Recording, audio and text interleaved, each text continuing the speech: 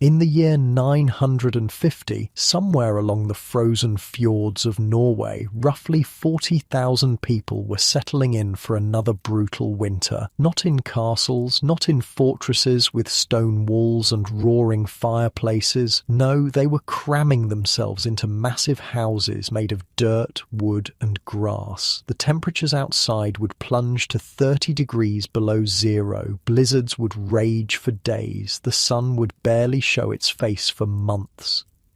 And somehow, against every logical expectation, these people wouldn't just survive, they'd actually be warm, warmer in fact than most people living in modern houses today. Here's how the Vikings engineered the perfect survival machine and what life was actually like inside it.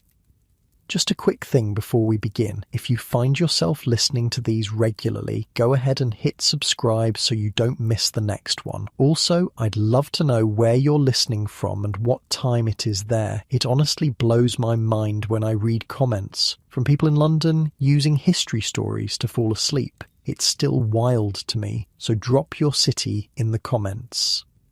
All right, we're heading to Viking Age Scandinavia tonight, but hold on. Get comfortable first, and I mean properly comfortable. Fluff those pillows, pull up that blanket, whatever you need to do. Trust me, once we get going, you're not going to want to move. Because where we're going, it's going to be quite a journey. So let's do this properly. I'm going to put you inside the experience. First person, you're there, you're living it. Your eyes open to nothing. That's the first thing. Absolute darkness, not the comfortable darkness of your bedroom right now with maybe a street light filtering through the curtains or the gentle glow of a phone charger. This is different. This is the kind of darkness that feels like it has weight, like you could reach out and grab a fistful of it. You blink a few times, trying to remember where you are. Your face is cold. That's the second thing you notice. The tip of your nose, your cheeks, your forehead, all cold, but the rest of you, actually pretty warm. You're buried under a pile of animal skins and rough woolen blankets. Sheepskin. Maybe some goat. The wool scratches against your chin, but you don't care because it's keeping you alive. And then the smell hits you. Oh, the smell.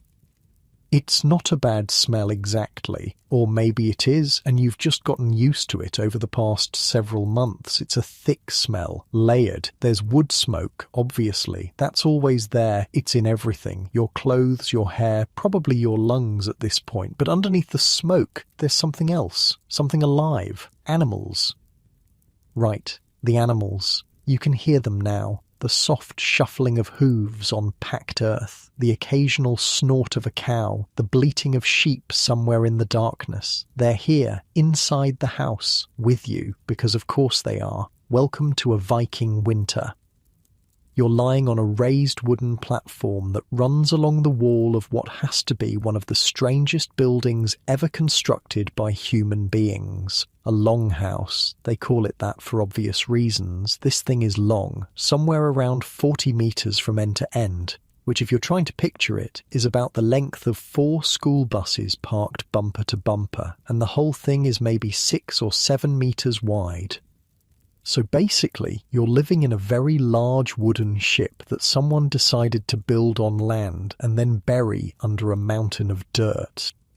The platform you're lying on is about 1/2 meter off the ground, which doesn't sound like much, but it makes all the difference, because the floor down below, that's just packed earth, cold packed earth, and cold air sinks. So by raising the sleeping and living areas up off that frozen ground, the Vikings created a sort of warm zone, a layer of slightly less miserable air that hovers above the worst of the chill. Clever, right? We'll get to more of that. For now, you're waking up and you're starting to make out shapes in the darkness. There's a faint orange glow coming from somewhere in the middle of the building. The central hearth, the long fire they call it. It stretches almost the entire length of the living area. This shallow trench lined with stones, and there are always coals smouldering in it. Always. Letting that fire go out isn't just inconvenient. It's dangerous. In the worst of winter, it could mean death. The stones around the hearth have been absorbing heat all night. They're doing what heated stones do, slowly releasing that warmth back into the air. It's not exactly central heating, but it's something. It's enough. Your eyes are adjusting now and you can see more of the interior, the 2 rows of massive wooden posts that run down the length of the building, holding up the roof. These things are thick, oak mostly, maybe some pine. They're the skeleton of the whole structure, and everything else is built around them. And the walls are wild. From where you're lying, you can't see outside because there's nothing to see through. No windows, not a single one. Glass basically doesn't exist here, or if it does, it's so expensive that only churches can afford it. The Vikings looked at the situation and made a choice. Windows are just holes, they figured. Holes let cold in. Cold kills. So, no holes. Problem solved. Instead, you get walls that are anywhere from 1.5 to 2 meters thick. Not wood, not primarily anyway. These walls are built from turf, blocks of earth and grass roots cut from the ground like giant bricks and stacked on top of each other in overlapping patterns. The grass roots hold everything together, binding the blocks into a solid mass. And all those little air pockets trapped in the soil. They work exactly like modern insulation.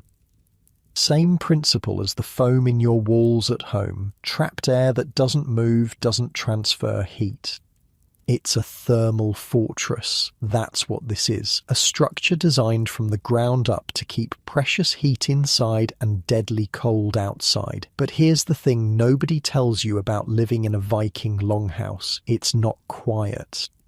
There are probably 30 or 40 people sleeping in this building with you right now. Extended family, workers, maybe a few thralls, which is the polite Viking word for slaves. Everyone's here. The head of the household, his wife, their kids, his brothers and their families, the hired help, the not-so-voluntary help. And somewhere in the back third of the building, separated by nothing more than a low wooden partition that doesn't even reach the ceiling, there are a dozen cows and twice as many sheep and goats. So, there's snoring, there's the occasional cry from a baby who doesn't care what century it is. Babies are going to wake up at inconvenient hours. There's the constant background noise of livestock being livestock, and underneath it all, the soft crackle of the coals in the hearth. It's actually kind of peaceful in a weird way, once you get used to it. The darkness isn't going to last forever. Somewhere above you, cut into the peak of the turf-covered roof, there's a small opening, a smoke hole. It serves double duty as a vent for all the smoke that's constantly billowing up from the hearth and as the only source of natural light in the entire building. Right now, it's covered with a wooden flap to keep the heat in and the weather out. But as the household starts to wake, someone will open it and a pale grey northern light will filter down into the gloom. That's your morning sun, a grey rectangle in a dark ceiling. Get used to it. For the next several months, that's about as bright as your life is going to get. You sit up slowly, careful not to kick whoever's sleeping next to you. Your sister, maybe, or your aunt. Privacy is not really a concept here. Everyone lives together, works together, sleeps together. There's something to be said for the arrangement, actually. All these bodies in one enclosed space generate heat. Human beings are basically furnaces. We burn calories and produce warmth. Put 40 of us in a well-insulated box and you've got a significant heating system running around the clock for free. The Vikings understood this. That's why they built their houses to contain whole communities rather than individual families. It wasn't just about social bonds and keeping the clan together, though that was part of it. It was practical thermodynamics. More bodies equals more heat equals survival. Heat. Someone's stirring near the hearth. One of the women, probably your mother or maybe the thrall who handles the morning cooking. She's coaxing the coals back to life, adding small pieces of dried wood, blowing gently on the embers until flames start to lick upward. The light grows stronger. You can see the smoke now rising in lazy curls toward the blackened rafters above. Those rafters are interesting. They're covered in soot, years and years of accumulated soot from the constant fire below. And here's the thing, that soot isn't just a cosmetic issue, it's actually protective. The smoke saturates the wood over time, killing off the insects that would otherwise bore into the beams and weaken them. It's like smoking meat, but for architecture. The whole building is being slowly preserved by the same smoke that's making your eyes water. Your chest feels tight some mornings. That's normal. Everyone's chest feels tight. The air quality in here is not great by modern standards. The smoke has to go somewhere before it finds its way out through that hole in the roof, and that somewhere is the upper portion of the room. There's basically a permanent layer of haze hanging in the air above head height. You learn to stay below it. Sit, don't stand. Lie down, don't sit up too fast. But you survive. That's the important thing. Outside, the wind is howling. You can hear it pressing against the thick turf walls, trying to find a way in. It won't. This house was designed to defeat that wind. The walls aren't flat. They're curved outward in the middle like the hull of a ship. The Vikings built these structures using the same principles they used to build their famous longships. Let the wind flow around you instead of hitting you head-on. And the entrance? Forget about finding a door on the end of the building where the wind would smash right into it every time you opened up. The doors are always on the long side walls, facing away from the prevailing winter gusts. And they're not just doors, they're an entire system. You don't walk directly into the main living space. First, you enter a small vestibule, like an airlock on a spacecraft. You come in from outside, stomp the snow off your boots, close the outer door behind you. Only then do you open the inner door and step into the warmth. 2 doors. 2 barriers between you and the lethal cold outside. The icy air never gets a straight shot into the heated interior. Engineering, right? Every single element of this building is part of a unified system designed to do one thing: keep the heat where it belongs. Speaking of heat, the fire's really going now. Flames are dancing in the long pit, and you can feel the warmth radiating towards you even from your spot on the raised platform. Someone's hanging a big iron cauldron over the fire from a chain attached to the rafters. Breakfast. Whatever's in that pot has probably been simmering since yesterday, a perpetual stew situation. You add ingredients when you have them, eat what you need, keep the pot going. Your stomach growls, not from hunger exactly, more from the anticipation of warm food, because warm food isn't just about nutrition here, it's about heat. When you eat something hot, that warmth spreads through your body from the inside. Every hot meal is a survival mechanism. Every steaming bowl of barley porridge or fish stew is another few hours of life. You swing your legs off the platform, your bare feet hitting the cold earth floor. Mistake. You quickly find your shoes, slip them on. Better. The floor is packed hard from generations of feet walking on it, but it never really warms up. Not in winter. That's why everything happens up on the platforms or gathered close around the fire. The household is waking up in stages, kids are stirring, someone coughs, a baby fusses and then quiets as a mother pulls it close for warmth and feeding. The livestock are getting restless too, anticipating their morning attention. The cows need milking, the sheep need to be checked, there's hay to distribute, water to haul. Winter mornings on a Viking farm are not leisurely affairs. But there's something else happening too. As you look around at all these people shaking off sleep and beginning their day, you notice something. Nobody looks miserable exactly. Tired, sure, a little rough around the edges, but there's a kind of determined energy in the air. These people know what they're doing. They've done it every winter for as long as anyone can remember. Their parents did it. Their grandparents did it. Survival isn't just a goal, it's a routine. The darkness outside won't lift for hours. This far north, this deep into winter, you might get 4 or 5 hours of something resembling daylight, a greyish twilight that passes for afternoon and then fades back into black. But inside this smoky, crowded, animal-scented building, life goes on regardless of what the sun is doing.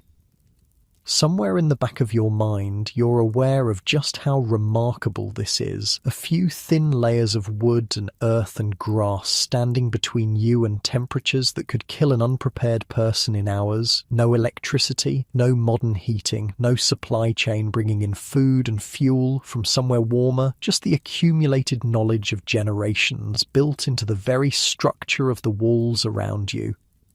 Your bed is still warm from your body heat, that pile of skins and wool is calling you back, but there's work to do, there's always work to do, and honestly, you're grateful for it, because this is how you survive, not by hiding from winter, not by wishing it away, but by building a life that works within it, by engineering solutions to problems that would kill anyone who didn't take them seriously, by wrapping yourself in community and routine and shared warmth. The Vikings didn't conquer winter by fighting it, they conquered it by becoming part of it, and right now in this dark longhouse filled with smoke and animals and dozens of sleeping relatives, you're starting to understand exactly how they pulled it off. The fire crackles, the roof beams, creak overhead. Somewhere, a cow lows softly in the dim. Time to get up. You need to understand something about the building you're standing in. This isn't a house in the way you think of houses. This is a machine, a survival machine, and every single piece of it was put here for a reason. Let me show you. Walk with me toward the outer wall. Go ahead, put your hand on it. Feel that? It's not wood. I mean, there's wood in there somewhere, but what you're touching is earth, compressed, root-bound earth, turf, they call it, and there's a lot of it. This wall is almost 2 meters thick at the base. That's roughly the height of a tall man lying down. 2 meters of dirt and grass roots packed together so tightly that you couldn't push a knife through it if you tried. The wall gets narrower as it goes up, tapering toward the roof, which gives the whole thing stability, like a pyramid in a way. Wider at the bottom, narrower at the top. Physics doing what physics does. But here's what makes turf special. It's full of air, tiny pockets of air trapped between the soil particles, held in place by all those tangled grass roots. And air, when it can't move, is one of the best insulators that exists. Same principle behind the fluffy jacket you might throw on when it gets cold outside. Same reason your blanket keeps you warm right now. Trapped air. That's the secret. The Vikings figured this out centuries before anyone wrote down the science behind it. They didn't have words for thermal conductivity or R values. They just knew that houses built this way stayed warm. Experience taught them, generations of trial and error in one of the harshest climates on the planet. The ones who built poorly didn't survive to pass on their techniques. The ones who built well became ancestors. Natural selection, but for architecture. Now look down. See that line of flat stones running along the base of the wall? That's not decoration, that's engineering. Wood rots, that's the problem with wood. It's strong and versatile, and you can do almost anything with it, but the moment it touches damp earth, the clock starts ticking. Moisture seeps in. Fungi move in after that. Given enough time, even the thickest oak beam will crumble into nothing. So, the Vikings created a barrier, a belt of stones running the entire perimeter of the building, lifting the wooden frame just high enough off the ground to keep it dry. The stones don't rot, they don't absorb water the way earth does, they just sit there, doing their job, keeping the wood alive. Simple. Obvious once you think about it, but someone had to think about it first. The wooden frame itself is something else entirely. Look up. See those massive posts running in 2 parallel rows down the length of the building. Count them if you want. There are probably a dozen on each side, maybe more in a house this size. Each one is a full tree trunk, stripped of branches and bark, the base buried deep in the ground for stability. Oak, mostly, sometimes pine if oak wasn't available. These posts are the bones of the building. Everything else hangs off them. The roof beams span from post to post, creating the peaked shape you see overhead. Smaller poles and planks fill in the gaps, forming a solid decking, and on top of that decking, more layers, because nothing here is ever just one thing. First comes the birch bark. You've probably seen birch trees before. White bark that peels off in papery sheets. Beautiful stuff. Also naturally waterproof thanks to the resins in the bark. The Vikings collected this bark in large sections, laid it out across the roof, decking like shingles, overlapping each piece so water would run down and off rather than seeping through. A natural rain jacket for the whole building.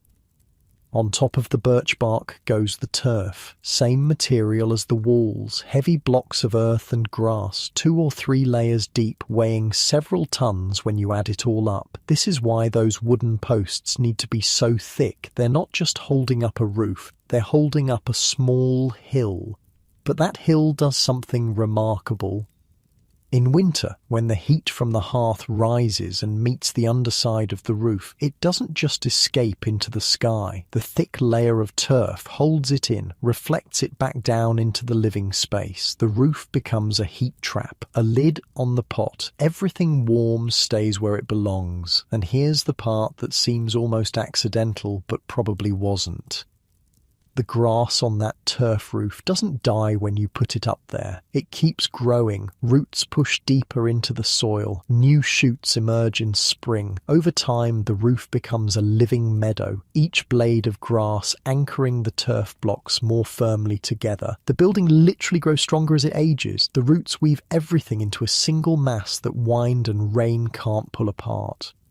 From the outside, a Viking longhouse looks like a grassy hill. Walk past one on a summer day and you might not even realize it's a building. It blends into the landscape so completely that it seems like the earth itself decided to form a shelter, which in a way it did. There's something poetic about that, living inside the land instead of just on top of it. But poetry doesn't keep you warm, physics does. And this building is a physics lesson made solid now about those doors.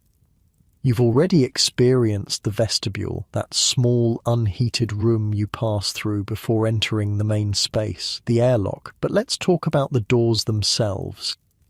Notice how low they are. An adult has to duck to get through. That's not an accident. When you open a door, cold air rushes in. Cold air is dense, it sinks, it hugs the ground. By making the doorway shorter than a standing person, the Vikings cut off the top portion of that cold air column.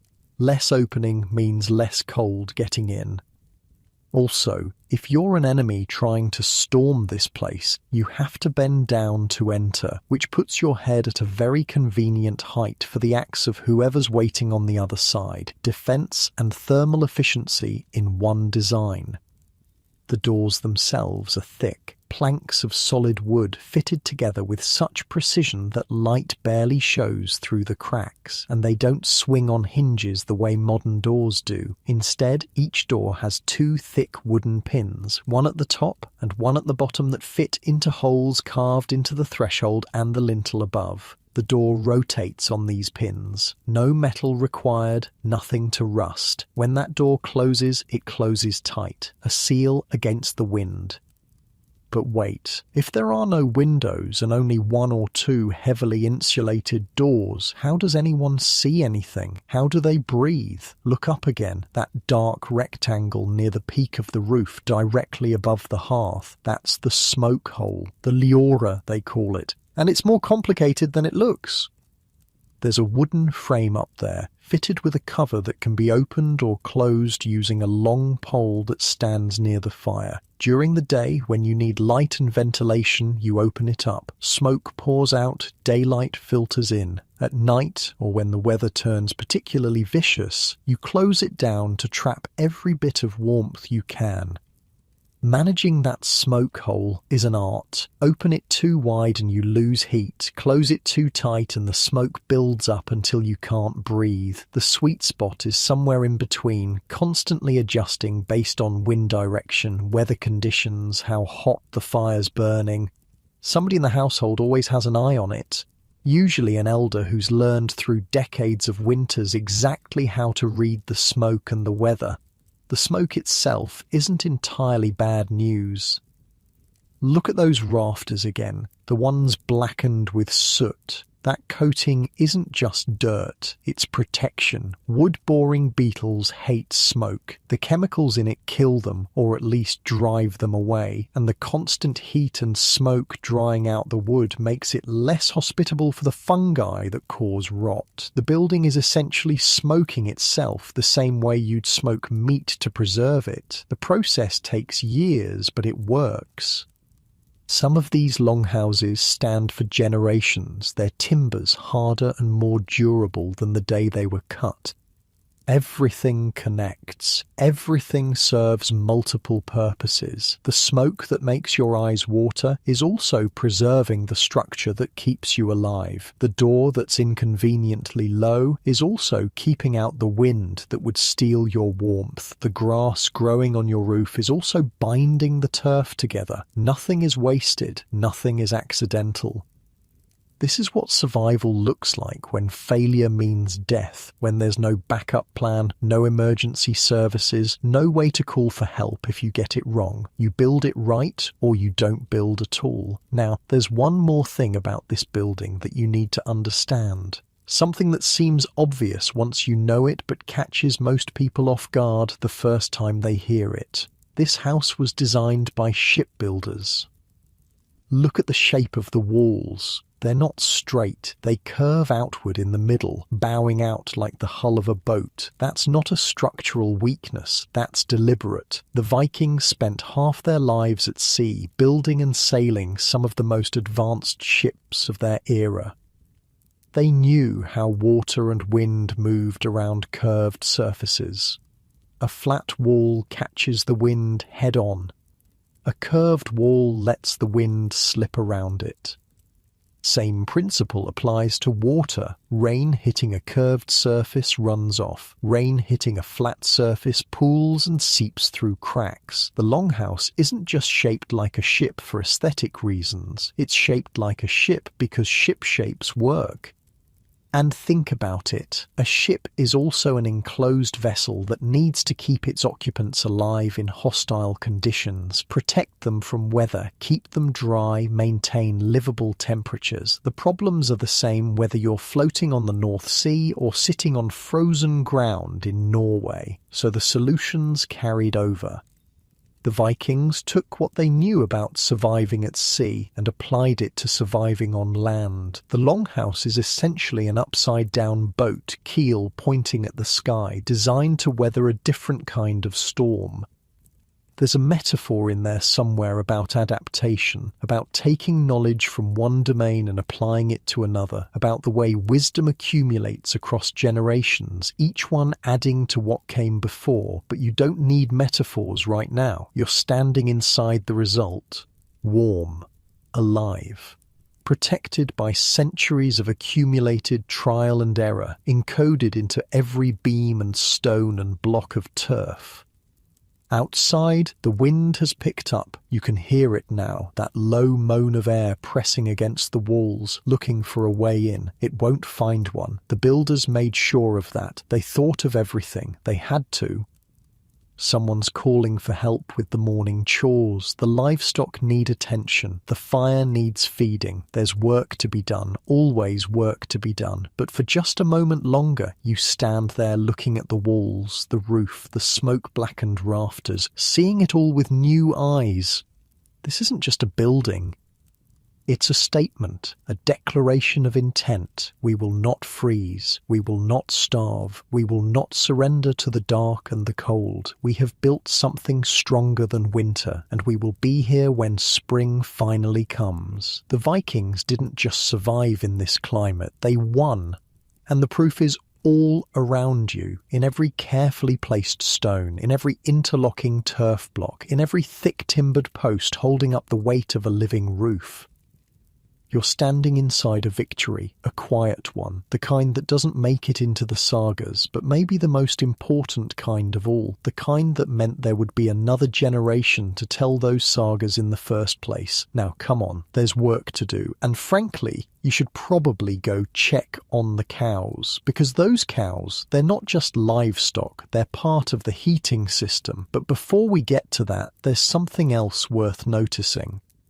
The orientation of this building, it's not random. Nothing here is random. The longhouse runs roughly east to west, with the main entrances on the southern side. This isn't because the Vikings cared about feng shui or had some spiritual attachment to compass directions. It's practical. In the northern latitudes, the worst winter winds come screaming down from the north. By placing the entrance on the south side, the building's massive northern wall takes the brunt of the assault. The door stays protected. And during those precious few hours of winter daylight, the southern exposure catches whatever pale sunlight manages to filter through the clouds. Not much, but something. Every bit of warmth counts when you're fighting for survival. The ends of the building, where the walls come together in those rounded curves, face east and west. Wind hits those rounded ends and flows around them instead of slamming flat into a surface that would shake and stress the whole structure.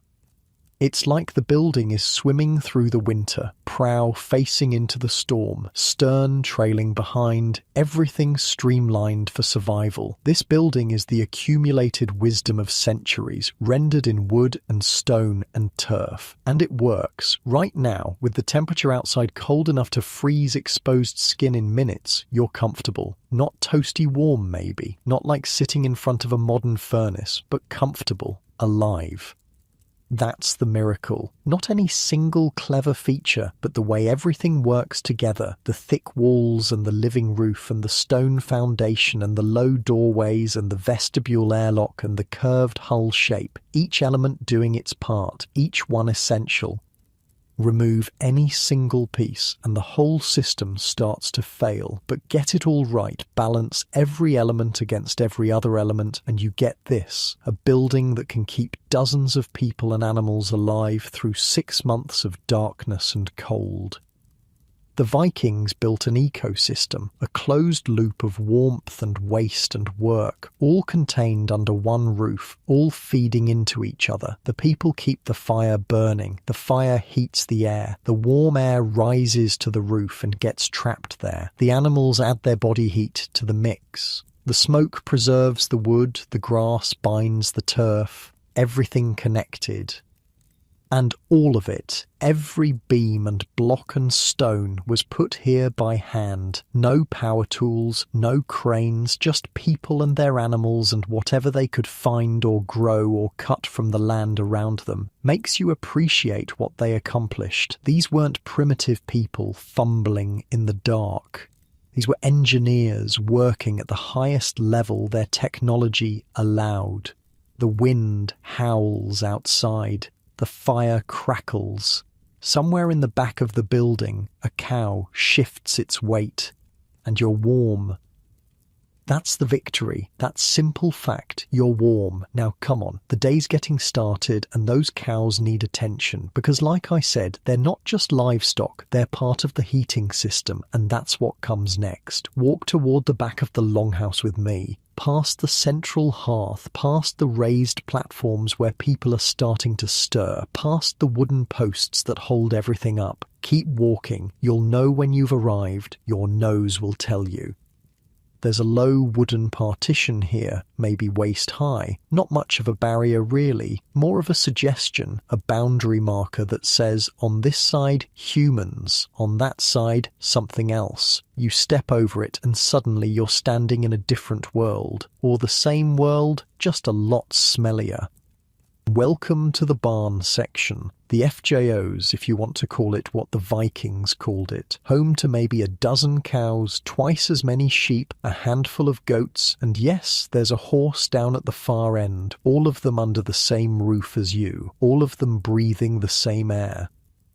Right now, in the grey pre-dawn murk, they're starting to wake up too. One of the cows turns her head to look at you, big brown eyes catching what little light there is. She makes a low sound in her throat, not quite a moo, more like a rumble, a greeting maybe, or a complaint. Hard to tell with cows. The smell is thick. There's no getting around it. Animal bodies, animal waste, animal breath. It's everywhere. It's in your nose, your mouth, probably soaking into your clothes right now. If you weren't raised with it, if you came from somewhere else and walked into this building for the first time, you'd probably gag. But you don't gag, because this is normal. This is Tuesday. This is just how everyone you've ever known lives. Animals inside with people. People inside with animals. The way it's been since before your grandparents were born. And here's the thing nobody talks about. It's warm here. Really warm. Warmer than the human section of the house, actually. The body heat from a dozen large animals packed into this enclosed space creates a temperature zone that would make modern heating engineers weep with envy. Think about it. A single cow produces somewhere around 3,000 to 4,000 BTUs of heat every hour. That's not nothing. That's like having a small space heater running constantly. Now multiply that by 12 cows. Add in the sheep and goats, each one a smaller but still significant heat source. Throw in the horse. What you've got is a living, breathing furnace that never needs fuel and never stops running. The animals generate this heat just by existing, by digesting food, by keeping their own bodies at operating temperature. They can't help it. It's what mammals do. And the Vikings, clever people that they were, figured out how to capture that heat and use it.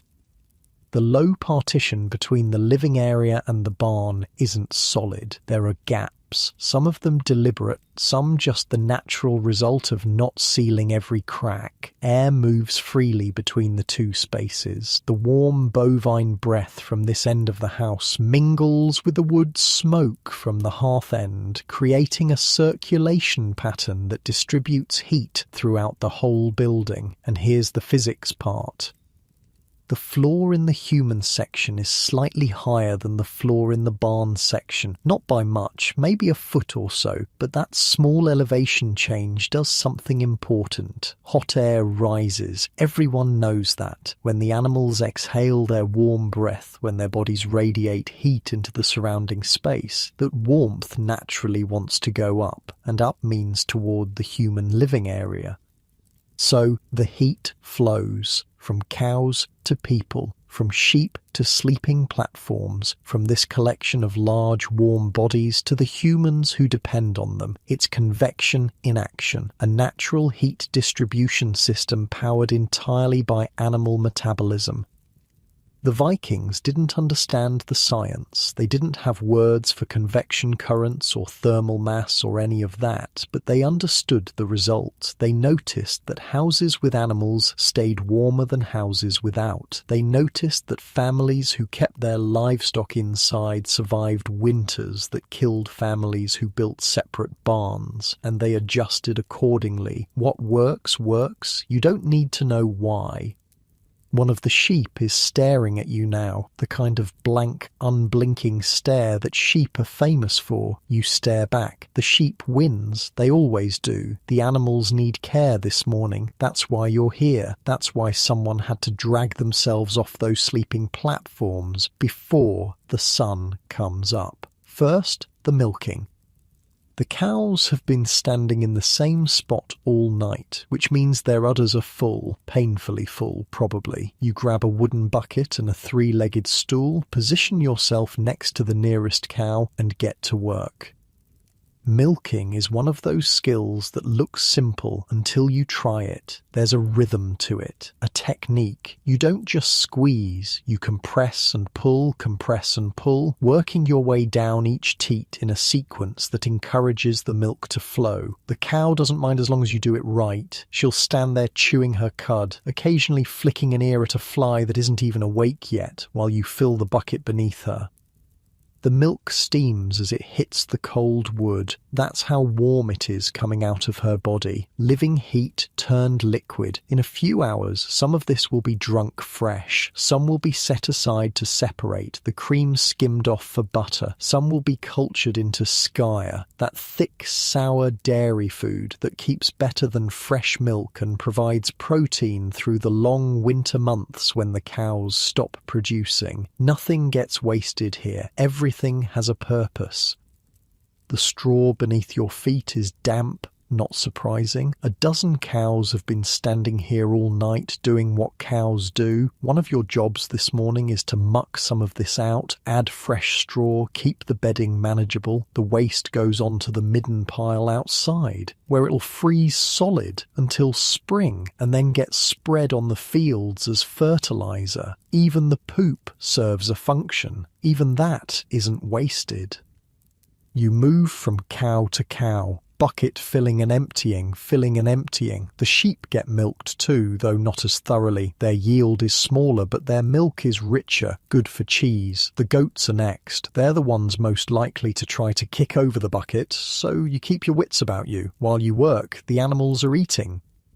Someone was up earlier than you, someone who drew the shorter straw for morning chores, and they've already distributed hay to the livestock. It's piled in front of each stall, and the animals are working through it steadily. The sound of their chewing fills the space. That rhythmic grinding of teeth against dried grass.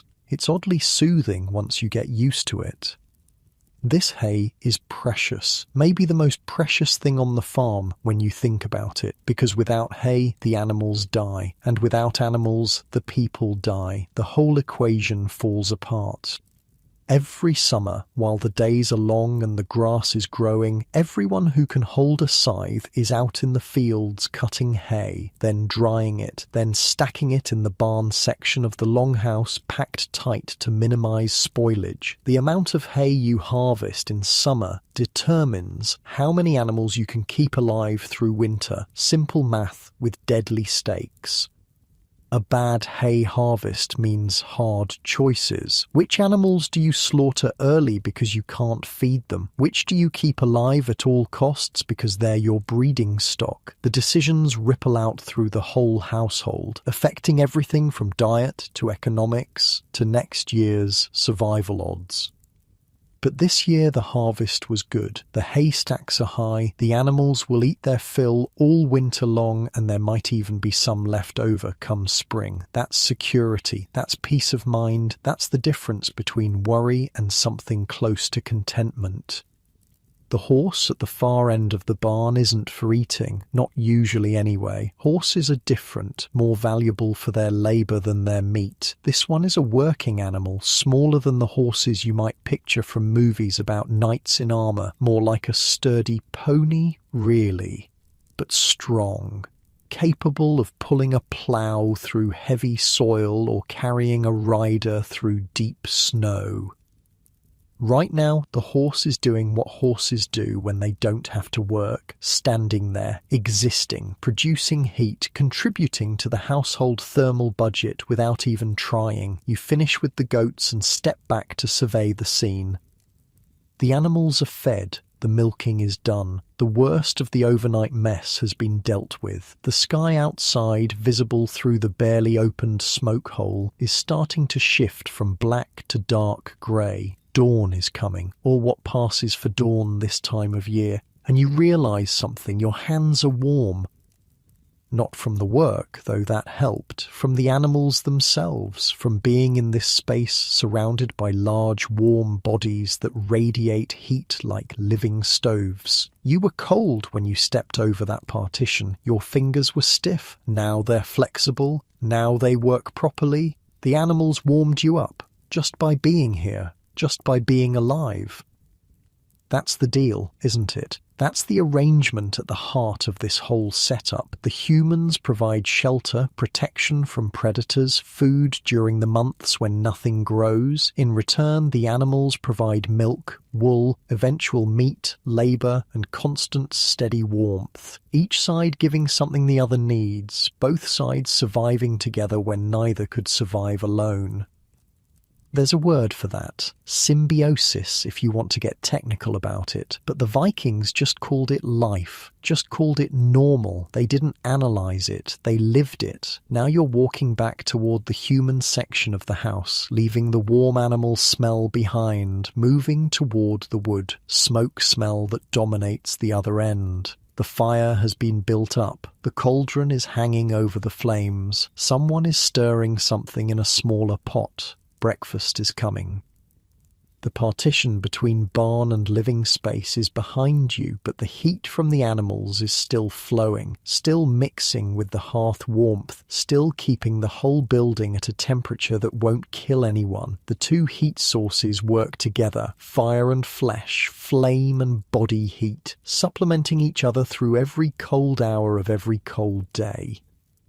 Some nights, when the temperature drops so low that even the turf walls seem to strain against the cold, someone will add more fuel to the fire, and someone else will throw an extra armful of hay to the livestock because well-fed animals burn hotter. It's all connected, all part of the same system. You could step outside right now, push through the vestibule, emerge into the frozen world beyond these walls, feel what -30 actually feels like against exposed skin.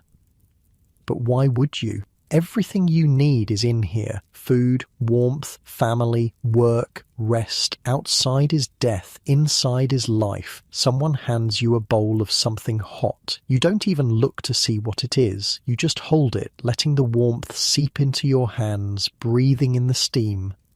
Behind you, a cow makes that rumbling sound again. Acknowledgement, maybe. Or just cow noise. Either way. The fire crackles, the smoke rises, the animals settle into their morning routine. And somewhere in the back of your mind, you're grateful, not in a dramatic way, not in a way you'd ever put into words, but grateful nonetheless, for the walls that keep the wind out, for the fire that never goes cold, for the animals that share this space and this warmth and this life. Because without any piece of it, the whole thing falls apart. And without the whole thing, there's only winter, cold, dark, endless winter. But not for you, not here, not today. Today, you're warm. Today, you're fed. Today, you're surrounded by people and animals and work that needs doing and a world that makes sense, even if it's hard. That's what survival looks like when you're living it from the inside. Not heroic, not dramatic, just persistent, just warm enough, just fed enough, just alive enough to do it all again tomorrow. The day is starting. There's so much more to do. But first, a moment. You sit down on one of the raised platforms close enough to the hearth to feel its warmth on your face. The bowl in your hands is still hot, some kind of porridge thick with barley, maybe some dried berries mixed in. You eat slowly, savouring each bite, because hot food is a blessing, and because rushing through meals is for people who don't understand how hard it is to produce every mouthful. Around you, the household is coming to life. Kids are being roused from sleep, rubbing their eyes, complaining. Women are organising the day's tasks. Men are checking tools, making plans, arguing mildly about something that probably doesn't matter. The noise level rises. Someone laughs. A child shrieks. Not in distress, just in the way children shriek. One of the dogs by the fire stretches and yawns, then curls up tighter against the warmth.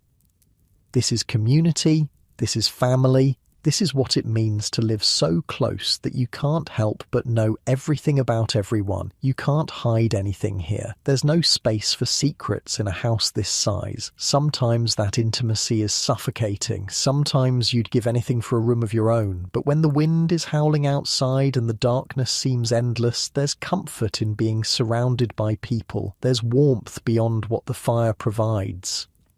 You finish your porridge and hand the bowl to someone collecting them. Across the long space through the smoke haze, you can see the animals in their section. One cow has laid down. The sheep are clustered together, a woolly mass. The horse is still standing, probably asleep on its feet. They'll be there all winter. The cold outside would be fatal, so they stay. They share the space. They contribute their heat.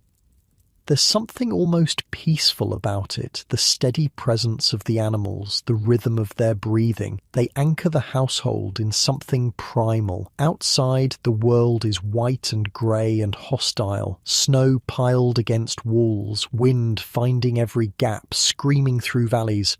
But in here you're protected, insulated by earth and grass and animal warmth, the fire burning low but steady.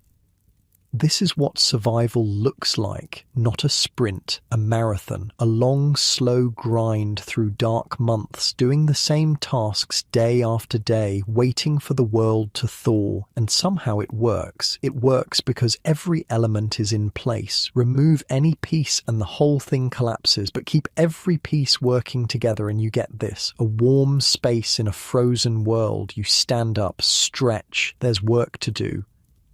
But for just this moment, standing by the fire, full of hot food, surrounded by family and livestock and warmth, you allow yourself to feel something like contentment. Not happiness exactly, that's too strong a word for this life, but contentment. The quiet pride of surviving another night, being part of a system that works. Someone's calling your name. Time to get moving. The day is waiting. Let's talk about what's in that cauldron. Because food in a Viking winter isn't just fuel, it's the difference between life and death. And everything about how you eat, what you eat, when you eat has been worked out over generations of people who got it wrong and didn't survive to try again. The big iron pot hanging over the fire right now has been simmering for days, maybe weeks. Nobody really knows when it started because nobody ever really empties it. This is the perpetual stew, the forever pot. You add things when you have them. You take things out when you're hungry. The fire never stops, and neither does the cooking. Right now there's probably some barley in there, some dried fish that's been soaking long enough to soften, maybe some root vegetables from the storage pit, onions, leeks, whatever's available. It all goes in, it all cooks down. The flavours layer on top of each other until the broth is thick and rich and tastes like everything and nothing at the same time. You've eaten from this pot every day of your life. So did your parents, so will your children. Someone hands you a wooden bowl and you scoop some out. It's hot. That's the main thing. Hot enough to spread warmth through your chest, down into your stomach, out into your limbs. You eat it slowly, not because you're savouring the taste, but because hot food is precious and you want to stretch out the warming for as long as possible. There's bread too. Flatbread, mostly. Dense stuff made from barley flour, maybe some oats mixed in, not the soft fluffy bread you might be imagining. This is the kind of bread you could use to knock someone unconscious if you swung it hard enough, but it fills you up. Carbohydrates that burn slow and keep you going through hours of cold work. Sometimes, when times are harder or stores are running low, the flour gets stretched with other things. Ground peas, dried seaweed. In really desperate years, even pine bark gets mixed in. You eat what you have. Complaining isn't an option when the alternative is starving. But let's back up. Because what you're eating now, in the dead of winter, is the result of work done months ago. Work done when the sun was up and the world was green and death felt like a distant problem. Food preservation. That's the whole game here. That's the skill that separates the living from the dead. Start with the fish. During the summer and fall, when the cod are running, everyone who can hold a line is out on the water. The catch gets gutted on the shore, the heads cut off, and then the fish get hung on wooden racks to dry in the cold sea wind. No salt required, not for this. The air is dry enough, cold enough, windy enough to do the work on its own. What you end up with is stockfish, hard as wood. Literally, you could use it as a weapon if you needed to, but also incredibly light and almost indestructible. Stockfish will keep for years. Years. You could take it on a voyage across the ocean and it would still be edible when you landed on the other side. To eat it, you have to soak it for days. Water changes the hardboard back into something resembling fish. Then it goes in the pot, or you cook it some other way, and you've got protein in the middle of winter when nothing is swimming and nothing is growing. The oilier fish, the herring and the salmon, need different treatment. These get salted, packed in barrels with layer after layer of coarse salt that draws out the moisture and creates an environment where nothing can grow. Or they get smoked, hung in the rafters where the hearth smoke swirls, absorbing flavours and chemicals that preserve the flesh. Smoked fish tastes like this house smells, like wood smoke and animal breath and generations of cooking. It's not exactly delicious by modern standards, but it's food, it's survival, and after a while your taste buds adjust to the point where you actually start to like it. Meat gets similar treatment. In the fall, when the grass is dying and it becomes clear that you won't have enough hay to feed all the livestock through winter, decisions get made. Which animals live? Which animals die? The ones marked for slaughter provide fresh meat for a few days, and then the serious work of preservation begins. Salting, smoking, sometimes both. The meat gets rubbed with salt, hung to dry, smoked over slow fires. Some of it gets buried in the ground where the cold temperature acts like a natural refrigerator. Some gets packed in barrels of whey, the liquid left over from cheese making, which has enough acid in it to keep the bacteria at bay. Nothing gets wasted. Blood becomes blood sausage. Intestines become casings. Bones get cracked for marrow. Fat gets rendered into tallow for lamps and cooking. Every scrap of every animal that dies feeds into the survival machine. The dairy situation is its own complex universe. During the summer months, when the cows and sheep and goats are eating fresh grass and producing milk, there's more than anyone can drink, so it gets transformed, churned into butter that can be salted and stored, curdled into skyr, that thick sour stuff that's halfway between yogurt and cheese, which keeps better than fresh milk and provides the same nutrients, pressed into hard cheeses that can last for months if stored properly. And the whey, that thin liquid that comes off during cheese making, that gets saved too, used for pickling, used for preserving meat, drunk on its own when other beverages run low. Every drop of everything gets used because waste is a luxury you cannot afford. Vegetables are the hardest problem. The growing season here is short, maybe a few months if you're lucky, and most vegetables don't preserve well. They rot, they spoil, they turn into mush. But root vegetables are different. Turnips, carrots, onions, these can be stored in pits dug into the cool earth, buried under layers of straw and dirt that keep the temperature stable. They won't last forever, but they'll last long enough to provide some variety in the middle of winter, some texture that isn't meat or grain or dried fish. Cabbage gets pickled in brine or whey, fermented until it's sour and tangy and full of acids that help with digestion. The process creates something that can sit in a barrel for months without going bad. Not pleasant exactly, but edible, and crucially full of nutrients that prevent the diseases that come from eating nothing but preserved meat and grain. Everything in this house has been worked for. Everything has a story. That sack of barley in the corner, someone planted those seeds last spring. Someone weeded those fields all summer. Someone harvested the grain with hand sickles, threshed it on the floor, winnowed it in the wind, dried it over fires, and stored it in rodent-proof containers.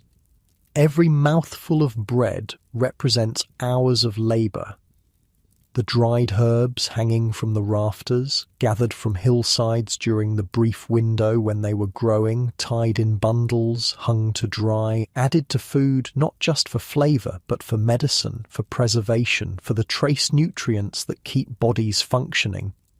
Even the salt is precious. Salt doesn't grow here. It has to be traded for, brought in from somewhere coastal where seawater can be evaporated. Every grain of salt represents someone else's labour, someone else's skill, transported over distances on ships and then overland to end up in your food store. This is what people don't understand about living in a place like this. Every bite of food in winter was earned during summer. Every calorie consumed during the dark months was stored during the light months. There's no running to the market when supplies run low, no next day delivery, no fallback plan. You preserved enough or you starved. Simple as that. The children know this from the time they can walk. They help with the work as soon as they're able. Gathering, carrying, stirring, learning the skills that will keep them alive when they're running their own households. This knowledge isn't written in books. It passes from hand to hand, mouth to mouth, generation to generation. You finish your bowl of stew and set it aside. Someone else will use it for the next meal. In the pot, the contents continue to bubble and blend. 2 meals a day. That's the pattern here. The first meal, the dagmal, comes sometime in the morning after the initial chores are done, usually leftovers from the night before. The stew that's been simmering all night, the bread that's getting a bit stale, maybe some dried fruit if there's any left. Quick fuel to get through the morning work. The second meal, the natmal, comes in the evening when the day's labour is done. This is the bigger meal, the social meal, the one where everyone gathers around the long fire and eats together. More stew, fresh bread if someone had time to bake, maybe some dried fish or smoked meat, possibly some butter to spread on things, or cheese or skyer. The 2-meal system isn't about scheduling, it's about fuel conservation. Your body only needs so much food, and spreading it out through 3 or 4 smaller meals would require more fire, more heating, more calories spent on preparation. 2 meals means 2 cooking sessions. Efficient, practical. Everything here is practical. Someone's offering you ale now. It's weak stuff, watered down, more about hydration than intoxication. Water here can't be trusted unless it's been boiled, and boiling takes fuel. But ale, fermented from barley, is naturally sterilised by the brewing process. Safe to drink, slightly nourishing, mildly warming. The children drink it too, the weak version anyway. It's safer than water and it provides a few extra calories. The stronger stuff, the ale that actually has a kick to it, that gets saved for special occasions. Feasts, celebrations, moments when getting a bit drunk is acceptable, because the work can wait until tomorrow. And mead, honey, wine. The good stuff, that's rarer still, precious enough to be hoarded, brought out only when there's something worth celebrating, a wedding, a successful raid, the return of someone who was gone too long. Mead tastes like sunshine and sweetness, a reminder that somewhere beyond this cold, dark winter, flowers bloom and bees work and warmth exists. But that's not for today. Today is just another winter day. Food gets eaten, work gets done, the fire keeps burning, the stew keeps simmering. It's monotonous maybe. The same meals, the same routines, the same faces, but monotony means survival. Monotony means you figured out a system that works and you're sticking to it. Monotony means you'll probably still be here when spring finally comes. And spring will come. It always does. The days will lengthen, the snow will melt, the grass will grow again, the cycle will restart, but that's months away. For now, there's just this smoky room, this hot food, this community of people who know how to survive because their ancestors figured it out and passed it down.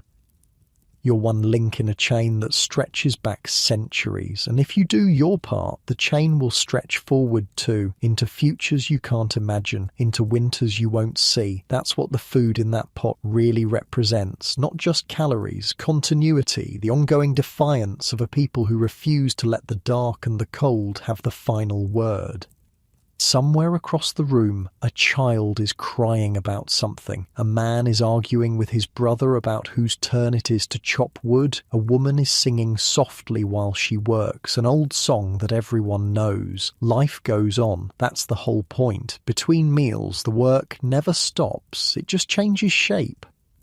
The men, when not tending animals or maintaining the building, work on equipment, repairing tools, sharpening blades, fixing fishing nets. A man near the fire is bent over a piece of wood, using a small knife to shape it into something. The Vikings are makers. If they need something, they make it. If something breaks, they fix it.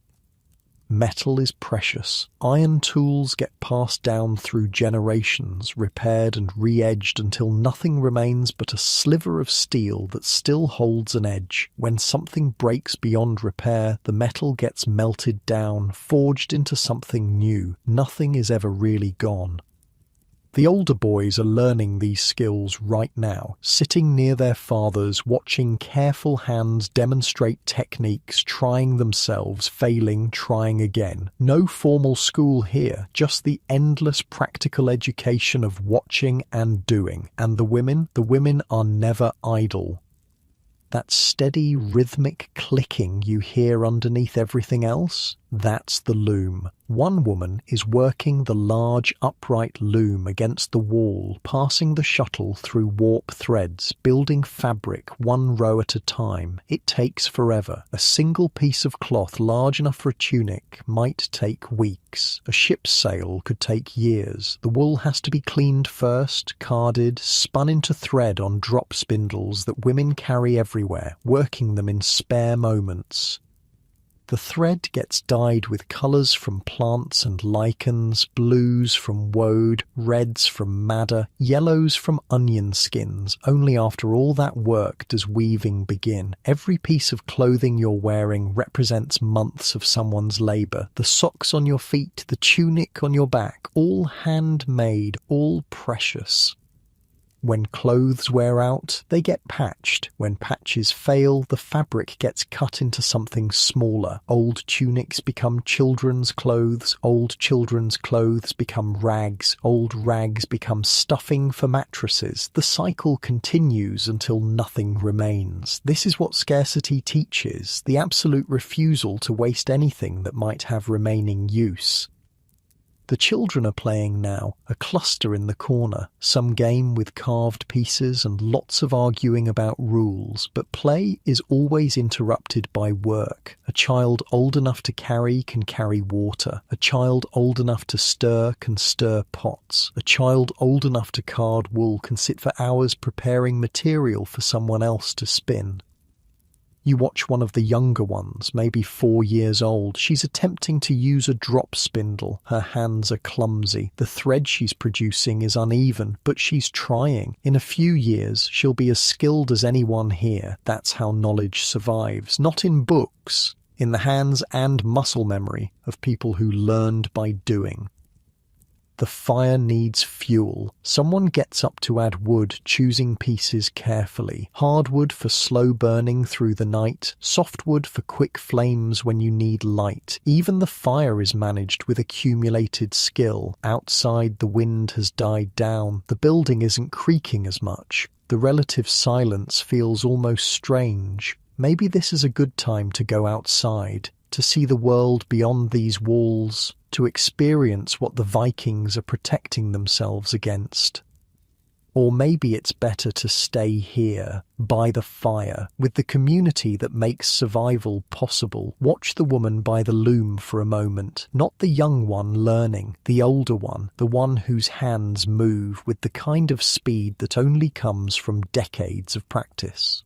Watch how the shuttle flies through the warp threads, how the beater comes down with exactly the right force, how the pattern emerges row by row without her even seeming to look at it.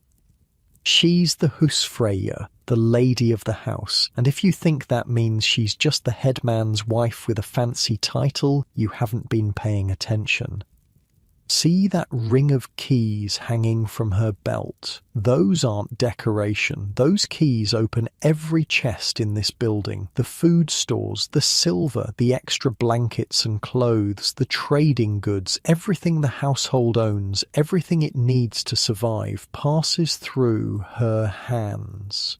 She decides when the salt gets used. She decides how much grain goes into the bread. She decides who gets new shoes and who makes do with patched ones for another season. The man who sleeps at the head of the household, the one everyone calls the master, he might make the big decisions about trade and travel and war, but she runs the actual machinery of daily life. Without her, this whole operation falls apart, and everyone knows it.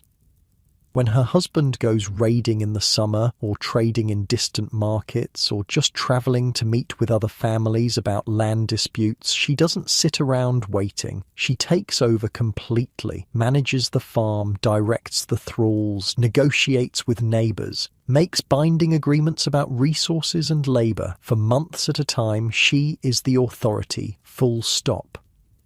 This isn't some modern idea projected backward onto history. The legal codes of this era spell it out clearly. A woman who manages a household has rights that would have shocked people in most other places during this period. She can own property. She can inherit wealth. If her husband treats her badly, beats her, neglects her, she can divorce him and take her property with her. That ring of keys isn't just a tool, it's a symbol of power. When a woman dies here, those keys often get buried with her, placed right there on her body as a marker of who she was and what she meant to the community. The husfreyja is teaching her daughter now, not just the physical motions of weaving, though those matter. She's teaching her how to think about resources, how to plan months ahead, how to make sure that when the last snow melts in spring, there's still food in the stores and fuel for the fire, and everyone is still alive.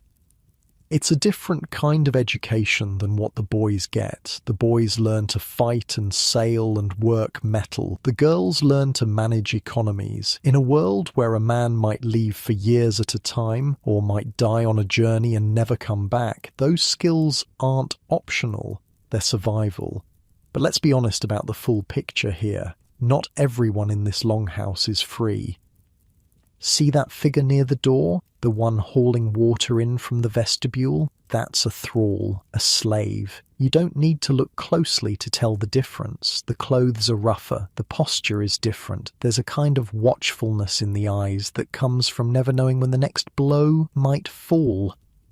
Thralls do the worst jobs, the heaviest lifting, the most unpleasant cleaning, the work that nobody else wants to do. They're up before everyone and asleep after everyone. They eat last and least. If there's not enough food to go around, they're the ones who go hungry.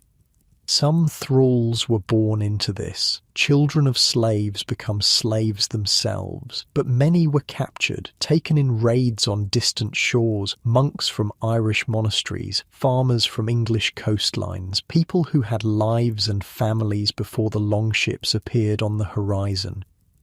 The Vikings are traders in human beings. It's an ugly truth that sits alongside their clever engineering and rich mythology. The same people who built these warm houses also tore children from their mothers and sold them in markets from Dublin to Baghdad. Here in this longhouse, the thralls sleep in the darkest corners near the animals. They eat the scraps after free people have had their fill. They work until their bodies break down, but the lines can blur a little in practice.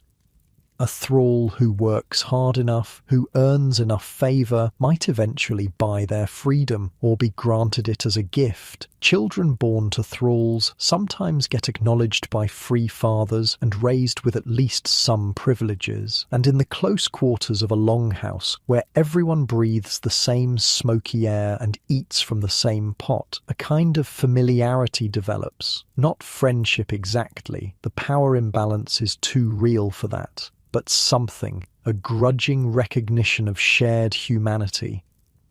The thrall by the door is carrying water for everyone. The water will boil in the cauldron. It will become part of the stew that feeds the whole household. In that sense, the thrall's labour is woven into every meal, every moment of warmth, every hour of survival. This is the complicated reality of community here. Everyone depends on everyone else, free and unfree, men and women, adults and children. The hierarchy is real and enforced, but the mutual dependence is real too.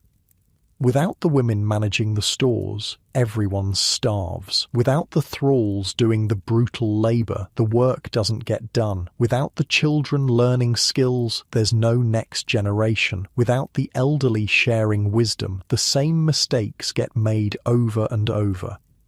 The longhouse forces this truth on everyone who lives in it. There's no private space to retreat to, no way to pretend that you're independent. Every day you see the people you need and they see you. The web of obligation and service and hierarchy is visible in every interaction.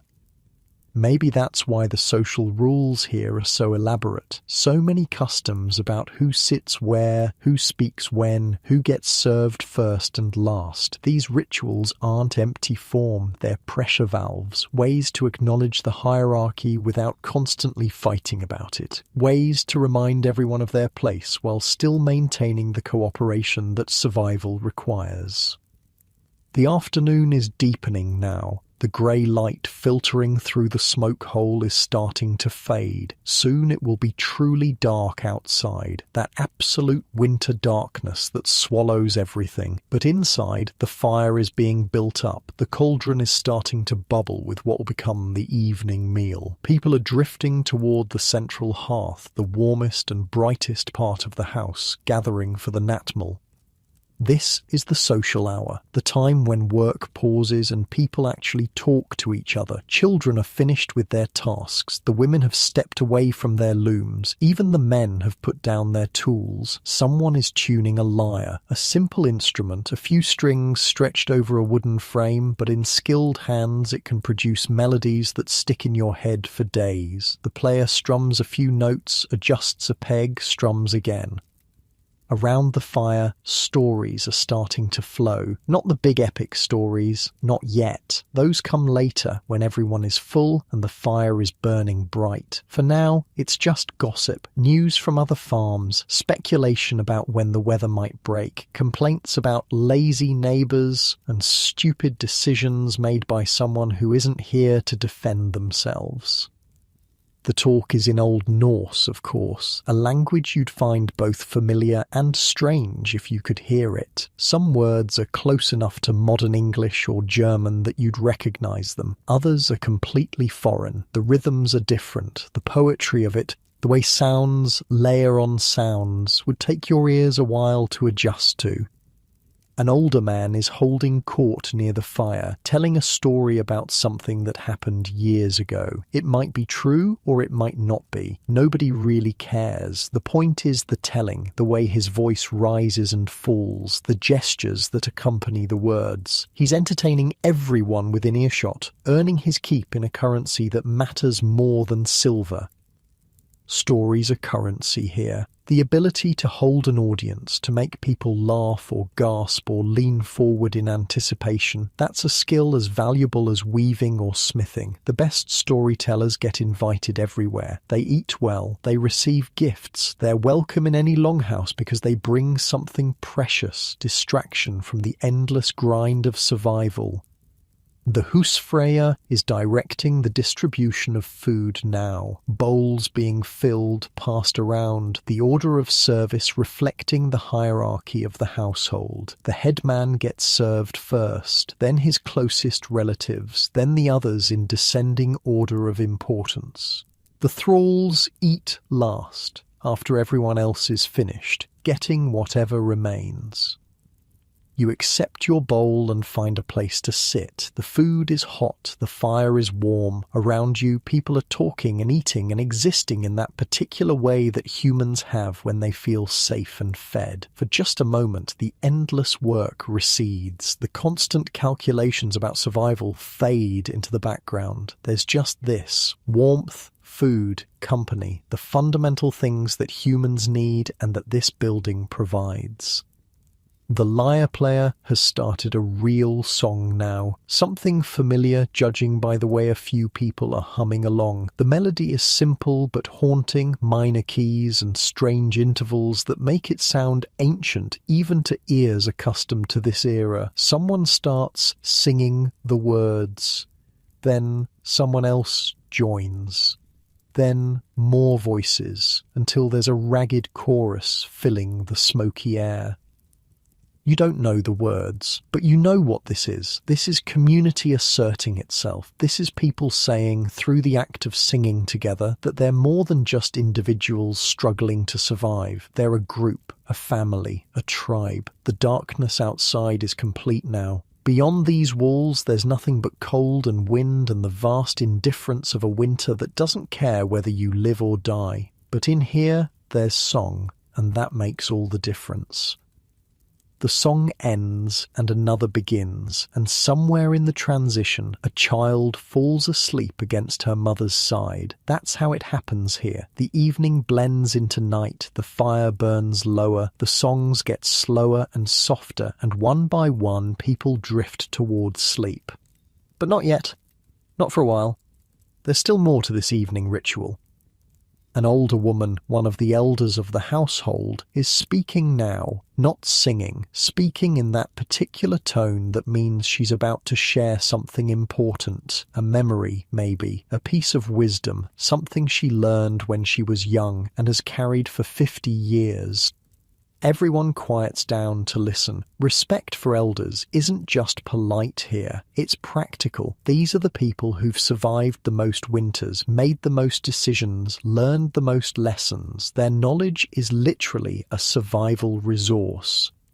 She's talking about a winter from long ago. A bad one, worse than this one, worse than most anyone can remember. The snow came early and stayed late. Animals died. Stores ran low. By the end, they were eating things that shouldn't be eaten, making decisions that still haunt the people who made them. But they survived. That's the point of the story. They survived because they stuck together, because they shared what little they had, because nobody tried to save themselves at the expense of everyone else. It's a story you've probably heard before, or something like it. These tales get repeated every winter, passed around the fire like shared bread. They're not just entertainment, they're instruction. This is how we survived. This is what we learned. This is what you need to know if you want to survive too. The children who are still awake are listening intently. They're absorbing these lessons the same way they absorb everything else, through watching and listening and remembering. No books, no writing for most of them, just oral tradition, generation to generation, the chain of knowledge that stretches back into darkness and hopefully forward into futures nobody here will see. When the old woman finishes, there's a moment of silence. Not awkward silence, respectful silence, the kind that says her words mattered and will be remembered. Then someone else starts talking, a different story, a lighter mood, something funny this time, a tale about a man who got drunk and tried to fight his own shadow, or a woman who accidentally traded her husband's best cloak for a pig that turned out to be pregnant with 12 piglets. The tension breaks, laughter bubbles up, genuine and warm. This is the rhythm of winter evenings, serious and silly, teaching and entertainment, all woven together. The darkness outside might last for months, but these people have learned how to fill it with something other than despair. You're getting tired now. The warmth of the fire, the weight of food in your stomach, the hypnotic effect of voices rising and falling in the firelight. Your eyelids are getting heavy. Around you, others are making the same transition. People are wrapping themselves in blankets, settling onto the raised platforms, arranging themselves for sleep. The conversations are getting quieter, more intimate, the kinds of things you say to the person lying next to you rather than the whole room. A few people will stay up later. Someone needs to tend the fire, make sure it doesn't go out and doesn't spread. Someone will keep watch, though against what exactly isn't clear. Wild animals, maybe, strangers, the thousand small things that could go wrong in the night. But you don't have that duty tonight. Tonight, you can sleep. Tonight, you can trust that someone else is keeping the watch, feeding the fire, maintaining the systems that keep everyone alive. You find your spot on the platform, the familiar hollow where your body has pressed into the padding over many nights. The blankets are cold at first, but your body heat starts to warm them immediately. You curl up, conserving heat. The smoke hole above is nearly closed, just a crack to let smoke escape. No stars visible, just darkness. The sounds of the household settle around you. Breathing, snoring, the occasional mutter of someone talking in their sleep, the soft sounds of animals in the back of the building, the crackle of the fire burning low but steady. This is what security sounds like. Not silence, never silence. This constant murmur of life, of other beings existing alongside you, each one contributing to the warmth and the sound and the feeling that you're not alone. You close your eyes, the fire paints orange shapes on the inside of your eyelids, your breathing slows, deepens. Tomorrow there will be more work, more milking, more feeding, more of the endless tasks, more cold to fight off, more darkness to endure. But that's tomorrow. Right now, there's just this. The warmth, the weight of blankets, the presence of other people. Right now, you're safe. Right now, you're warm. The fire crackles softly. The wind moans outside, unable to find a way in. Sleep comes like a tide, rising slowly, gently, and just before it takes you completely, you hear another voice, picking up another story, always another story. You wake in darkness, not because it's morning, it isn't. The fire has burned low, just a bed of coals glowing red in the long hearth, and for a moment you're disoriented. The sounds of the household are muffled. Most people are still asleep, their breathing slow and steady. Somewhere a child shifts and murmurs. But someone is talking. Your eyes adjust and you see them. A small group gathered near the warmest part of the fire, huddled close together. An old man is speaking. His voice is soft but carries in that particular way that practiced storytellers learn, filling the space without waking those who want to sleep.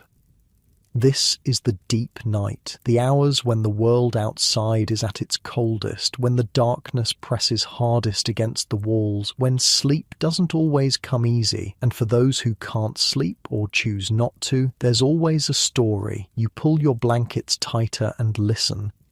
The old man is telling a tale about a ship, a long ship that sailed too far west and found lands that shouldn't exist, islands of ice and mountains of fire, strange people who lived without metal, animals so large they could crush a man without noticing. You've heard versions of this story before. Everyone has, but that's not the point. The point is the way he tells it, the pauses in the right places, the shift in his voice when danger approaches, the way he makes you see the fog rolling over the water, feel the cold spray on your face, hear the creak of timbers straining against unknown currents. This is what skalds do. They don't just repeat words. They create worlds. In the summers, when the men sail off to trade or raid or explore, the skalds often go with them. They're present at battles and negotiations. They witness history being made, and then they carry those stories back, shape them into poems and tales, and perform them in halls from Norway to Iceland to wherever the Norse ships land. A good skald is welcome anywhere. They bring entertainment, obviously, but they also bring news, information about distant lands and foreign kings, warnings about dangers along certain trade routes, stories of other families, other feuds, other triumphs and failures, and they bring the past.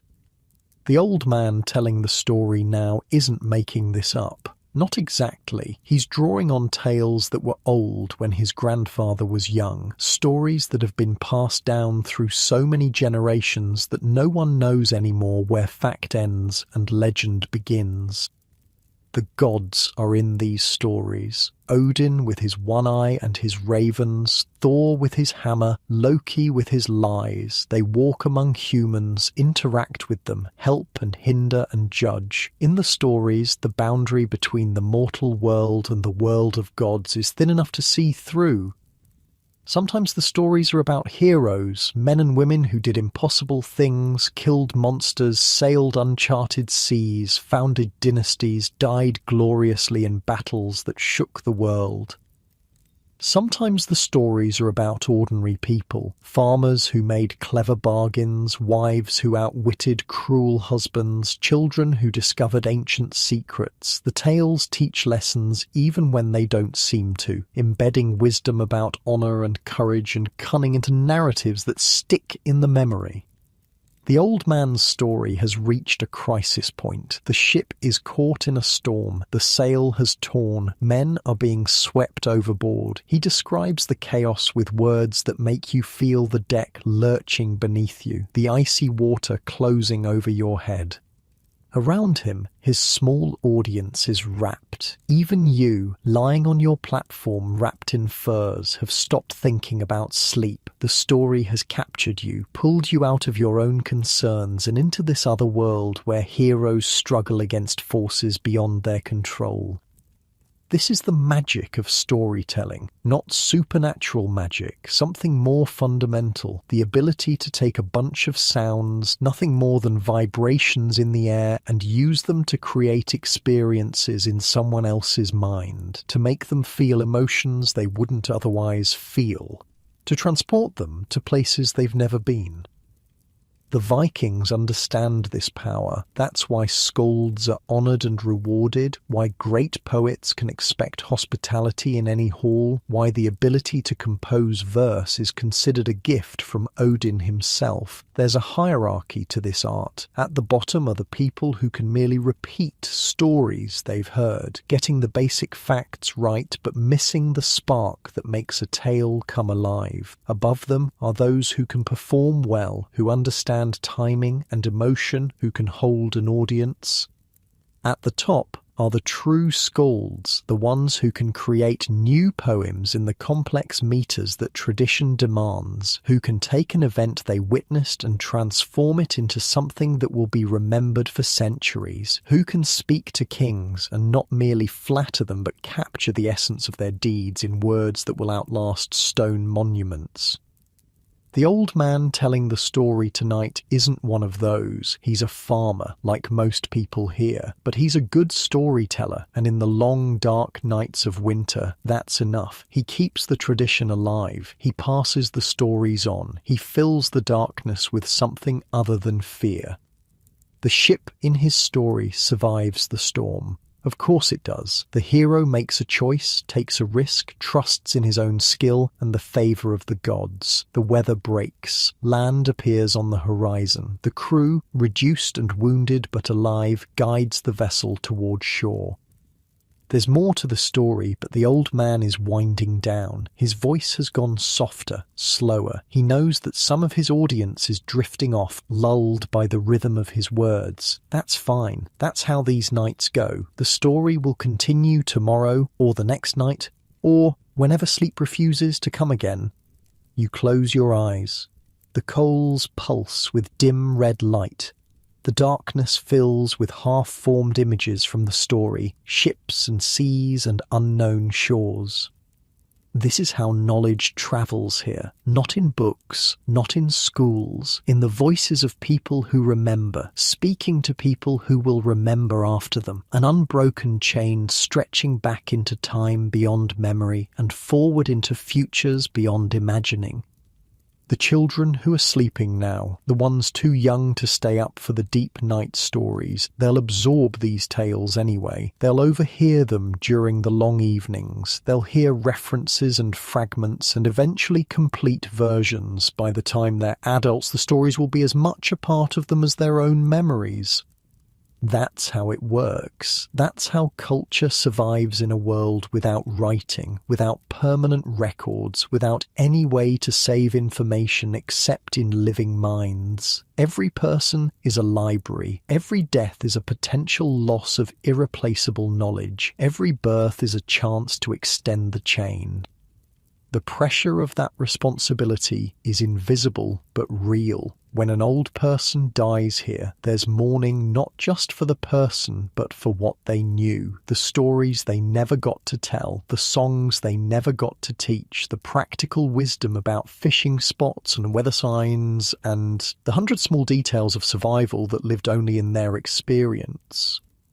And so people learn. Children learn from parents and grandparents. Apprentices learn from masters. Everyone absorbs what they can from everyone else, building up reservoirs of knowledge that they'll someday pass on. It's a fragile system. A single bad winter, a disease that takes too many people, a war that kills a generation of young men, and centuries of accumulated wisdom can vanish. The chain breaks. The stories are lost. Future generations stumble in darkness that their ancestors could have lit. But the system also has resilience. Stories spread, they're told in multiple halls, remembered by multiple people. If one version is lost, others survive. The most important knowledge, the really crucial survival information, gets embedded so deeply that it becomes instinct. The chain has backup links. Tonight, in this longhouse, the chain holds. The old man has stopped speaking. The silence that follows is different from the silence of emptiness. It's a satisfied silence, a full silence. Something has been given and received, and both giver and receiver are richer for it. Someone feeds the fire. Not much, just a few small pieces of wood to keep the coals alive. The flames flicker up briefly, casting dancing shadows on the walls, then settle back to a steady glow.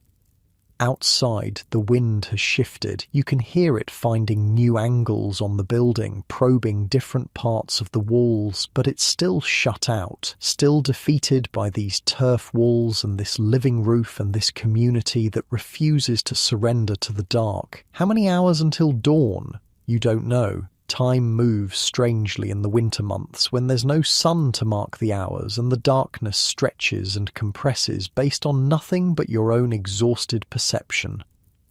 But dawn will come. It always does. The pale light will filter down through the smoke hole. The household will stir. The animals will need feeding. The fire will need building up. The whole cycle will begin again. For now, though, there's just this. The warmth, the breathing of others, the echo of a story still resonating in your mind. You drift, not quite asleep, not quite awake. That in-between state where thoughts become images and time loses meaning. In your half-dream, you see the ship from the story. You see it cresting waves that never were, sailing towards shores that may or may not exist. The crew moves about their tasks, faces you can't quite see, voices you can't quite hear, and somewhere on that ship, or maybe standing on the shore, watching it approach, there's a figure. Could be anyone, could be you, could be someone from a saga that hasn't been composed yet. The figure raises a hand in greeting, or farewell, or warning. You can't tell which. The fire crackles. Reality bleeds back in. You sleep and wake again. This is how winter nights go. Sleep comes and goes in waves. The cold creeps in around the edges of consciousness. A noise startles you awake. A dream ends badly. Someone coughs on the other side of the room, but each time you wake, the longhouse is still there, still warm, still full of breathing bodies, still holding back the darkness. The second time you wake, the fire has been fed again. Someone is always watching, always tending. The responsibility rotates, a silent agreement that ensures the hearth never goes cold. You can see stars now through the gap in the smoke hole, tiny points of light in a black sky. The Vikings navigate by those stars. They know their patterns, their movements, the way they wheel across the heavens in predictable arcs. On summer nights, sailors use them to cross seas that would swallow anyone who didn't understand the sky. But right now, the stars are just lights, cold and distant, beautiful in a way that has nothing to do with survival. Someone else is awake now. You can hear soft movement near the animal section, probably checking on a cow that's about to calve, or a sheep that's been restless. The livestock don't follow human sleep schedules. They need attention when they need it. The figure moves quietly through the darkness, guided by memory and the faint glow of the fire. They've walked this path so many times that they don't need light. Their feet know where the obstacles are. Their hands know what to reach for. This is intimacy you can't fake, the kind that comes from sharing a space for years, decades, generations. Everyone here knows everyone else's rhythms, knows who snores and who talks in their sleep, knows who wakes easily and who can sleep through anything, knows the small sounds that mean nothing and the small sounds that mean something is wrong. In the summer, when the days are long and people scatter across the landscape, working the fields and fishing the waters and sailing to distant shores, this intimacy fades. People become individuals again, pursuing their separate tasks, sleeping in separate spaces. But winter forces them back together, packs them into this one building, this one community, makes them remember that they're not alone, that survival is a collective effort, that the walls between people are as thin as the walls between this building and the killing cold outside. Maybe that's what the stories are really about. Not just entertainment, not just education, but connection. A way of saying, we're in this together. We share these tales the way we share this fire and this food and this warmth. The person checking on the animals has finished their task. They move back toward their sleeping spot, their footsteps almost silent on the packed earth floor. In a few hours, they'll be tired and someone else will take over. The rotation continues. You pull your blankets closer. The wool is scratchy but warm. It smells like smoke and lanolin and something else you can't quite name. The smell of home, maybe. The smell of this particular place, this particular collection of people and animals and memories.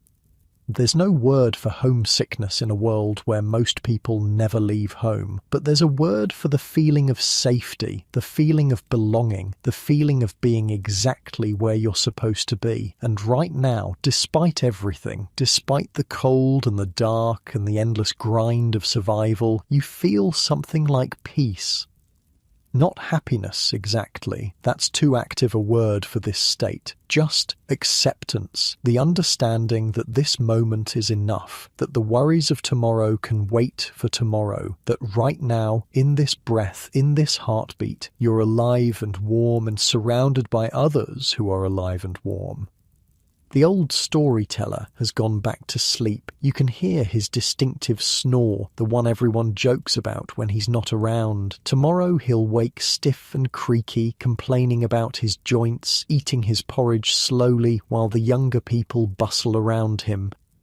But tonight he gave something. He opened his mouth and let stories pour out, stories that will live on in the minds of everyone who heard them. That's not nothing. That's not a small thing. In a world where death is always close and winter is always coming, the act of passing down knowledge is an act of defiance. We will not be forgotten. That's what every story says underneath everything else. We lived, we struggled, we mattered, and when we're gone, these words will remain. The stars are still there, the fire is still burning, the wind is still trying to find a way in, and you're still here, still warm, still part of something larger than yourself. That's enough. For tonight, that's enough. Sleep comes again, gentler this time. No dreams that you'll remember, just darkness and warmth and the slow passage of hours. Somewhere on the other side of the world, the sun is shining. Here, the night stretches on, but dawn is coming. It always comes. And when it does, you'll be ready. For now, rest. Let the fire watch over you. Let the walls hold back the cold. Let the stories settle into your bones. Tomorrow has its own demands. Tonight, you sleep. Something wakes you. Not a sound exactly, more like an absence of sound, the kind of quiet that presses against your ears and makes you pay attention. You open your eyes. The longhouse is dim. The fire has burned low, just coals glowing red in the darkness. Someone needs to add wood. You know this without even looking, but that's not what caught your attention. It's the silence outside. All night there's been wind. You've grown used to it. The constant rush and whisper against the turf walls, the occasional rattle when a stronger gust hits. It's been the background music of these winter months. Now there's nothing. You lie still, listening, breathing slow. Around you, the other sleepers shift and murmur. The animals in the barn end stamp and blow. The fire crackles softly, but from outside, nothing. After a moment you understand. The wind hasn't stopped. It's still out there, still blowing. But now, there's something between you and it. Something muffling the sound. Snow. Overnight, the storm that was coming finally arrived, and it's buried the house. You've seen this before. You know what it means. Right now, while you lie here under your wool blankets, snow is piling against the walls, climbing up the sides, covering the curves of the turf roof, filling every angle and corner until the longhouse disappears under a white blanket. From outside, if you could see it, the whole settlement would look like a collection of low hills, nothing to indicate that dozens of people are sleeping underneath, just smooth mounds of white with thin wisps of smoke rising from snow-covered vents. This should worry you maybe, being buried alive, but you've learned better. The snow is actually helping. Here's something that took people a long time to figure out. Snow isn't cold. I mean, yeah, technically it's frozen water, but as insulation, it's one of the best materials nature provides. The secret is all the air trapped between the flakes. That air doesn't move, and still air is terrible at transferring heat. It's the same reason a fluffy wool blanket keeps you warmer than a thin, tight woven one. Right now, that layer of snow is working like an extra wall around the house, a thick one, maybe a metre or more by morning, and underneath that snow armour, the temperature of the outer wall stays stable, around 0, even when the wind is howling at 30 below. Think about that for a second. Outside, the cold is knife-sharp, the kind of cold that could kill you in an hour if you weren't careful. But here, snugged under the snow and the turf and the wooden frame and the bodies and the animals and the fire, you're warm enough to sleep without your cloak. The whole settlement has basically turned into a collection of snow caves, just bigger, more comfortable, with fire and food and community inside. Your ancestors figured out something important. You don't fight the snow. You don't dig yourself out the moment it falls. You let it pile up. You use it the same way you use everything else in this harsh landscape. By morning, the snow will have completely sealed the house, closed up any last gaps where the wind might sneak through, created a quiet cocoon around everyone inside. There's a reason people sleep deepest during heavy snow. You close your eyes again. Let the silence hold you. Sleep comes easy. When you wake again, it's morning, or what passes for morning this deep in winter. The smoke hole shows grey light, not the sharp blue of a clear day, the diffused glow that means clouds, or snow still falling. Someone has fed the fire. It's burning properly now. flames licking at fresh wood, heat pushing back against the cold. Around you, people are stirring. The Husfreyja is already up. You can hear her directing the morning's work, her voice calm and steady, the same rhythm it always has. Today there's something different in the air, a kind of anticipation. And then you remember, Joel is coming, the midwinter celebration, the biggest feast of the year. You've been waiting for this. Everyone has. But first, before any of that can happen, someone needs to go outside. Not because anyone wants to, but because the animals in the barn end need fresh water. The ice on the pond needs to be broken. The woodpile needs to be uncovered and restocked. There are always things that require going out, no matter how deep the snow. You watch as one of the men starts preparing. Layer by layer, he builds up his protection against the cold. First comes the linen undershirt, thin and close to the skin. This is important. The layer against your body needs to wick moisture away. If you start sweating and that moisture stays against your skin, you're in trouble. The cold will find that dampness and steal your heat through it. Over the linen goes a wool tunic, heavy, thick, the kind of wool that's been prepared with the natural oils still in it. This layer traps warm air against your body, creates an insulating pocket that moves with you. Then the trousers, more wool, wrapped close at the ankles so snow doesn't work its way in, tied with leather thongs. Over everything goes the big outer layer, a cloak of sheepskin, fur side in, leather side out. The leather has been rubbed with tallow until it's nearly waterproof. The fur creates another layer of trapped air. This cloak weighs a lot, but it's worth every ounce. For the head, a wool cap that covers the ears. The ears are vulnerable. Frostbite can take them quick. For the hands, mittens, not gloves. Mittens keep the fingers together where they can share heat. Inside the mittens, a layer of wool. Outside, leather. For the feet, thick wool socks. Then leather boots stuffed with dried grass for extra insulation. The boots come up almost to the knee. By the time he's done, the man is nearly twice his normal size. He looks like some kind of shambling beast, more bear than human. And this is for a trip of maybe 100 yards. Break the ice, haul some water, come right back. That's how serious the cold is. He pushes open the inner door of the vestibule, steps through, closes it behind him. Then you hear the outer door open. A brief rush of cold air sneaks past the barrier. The door closes. He's gone, out into the white. You don't envy him. In a few days, it'll be your turn. Everyone rotates through the outside chores. It's only fair, but for now, you're grateful to be inside. While the man is out, others are working on different preparations. There's a small separate building about 50 paces from the long house. You can barely see it on clear days. Today, with the snow, it's probably just a bump in the white landscape. That building is the smithy. It's not connected to the longhouse. Can't be. The risk of fire is too high. One spark in the wrong place and the whole settlement could burn, and fire is always hungry for the wooden beams and dried straw of a longhouse, so the smithy sits alone, but it's designed to stay warm even in the worst weather. The trick is building down instead of up. The smithy is what some might call a Grubenhaus, which just means pit house. Half of it is dug into the ground. The walls are formed partly by the earth itself. The floor sits maybe half a metre below the surface. This might seem like a recipe for dampness and misery, but actually it's clever.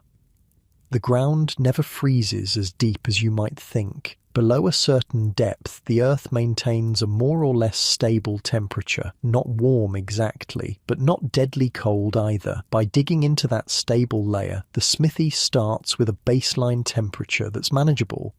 Then you add a forge, a proper forge with bellows and a fire hot enough to work iron. Suddenly, that small underground space gets very warm indeed.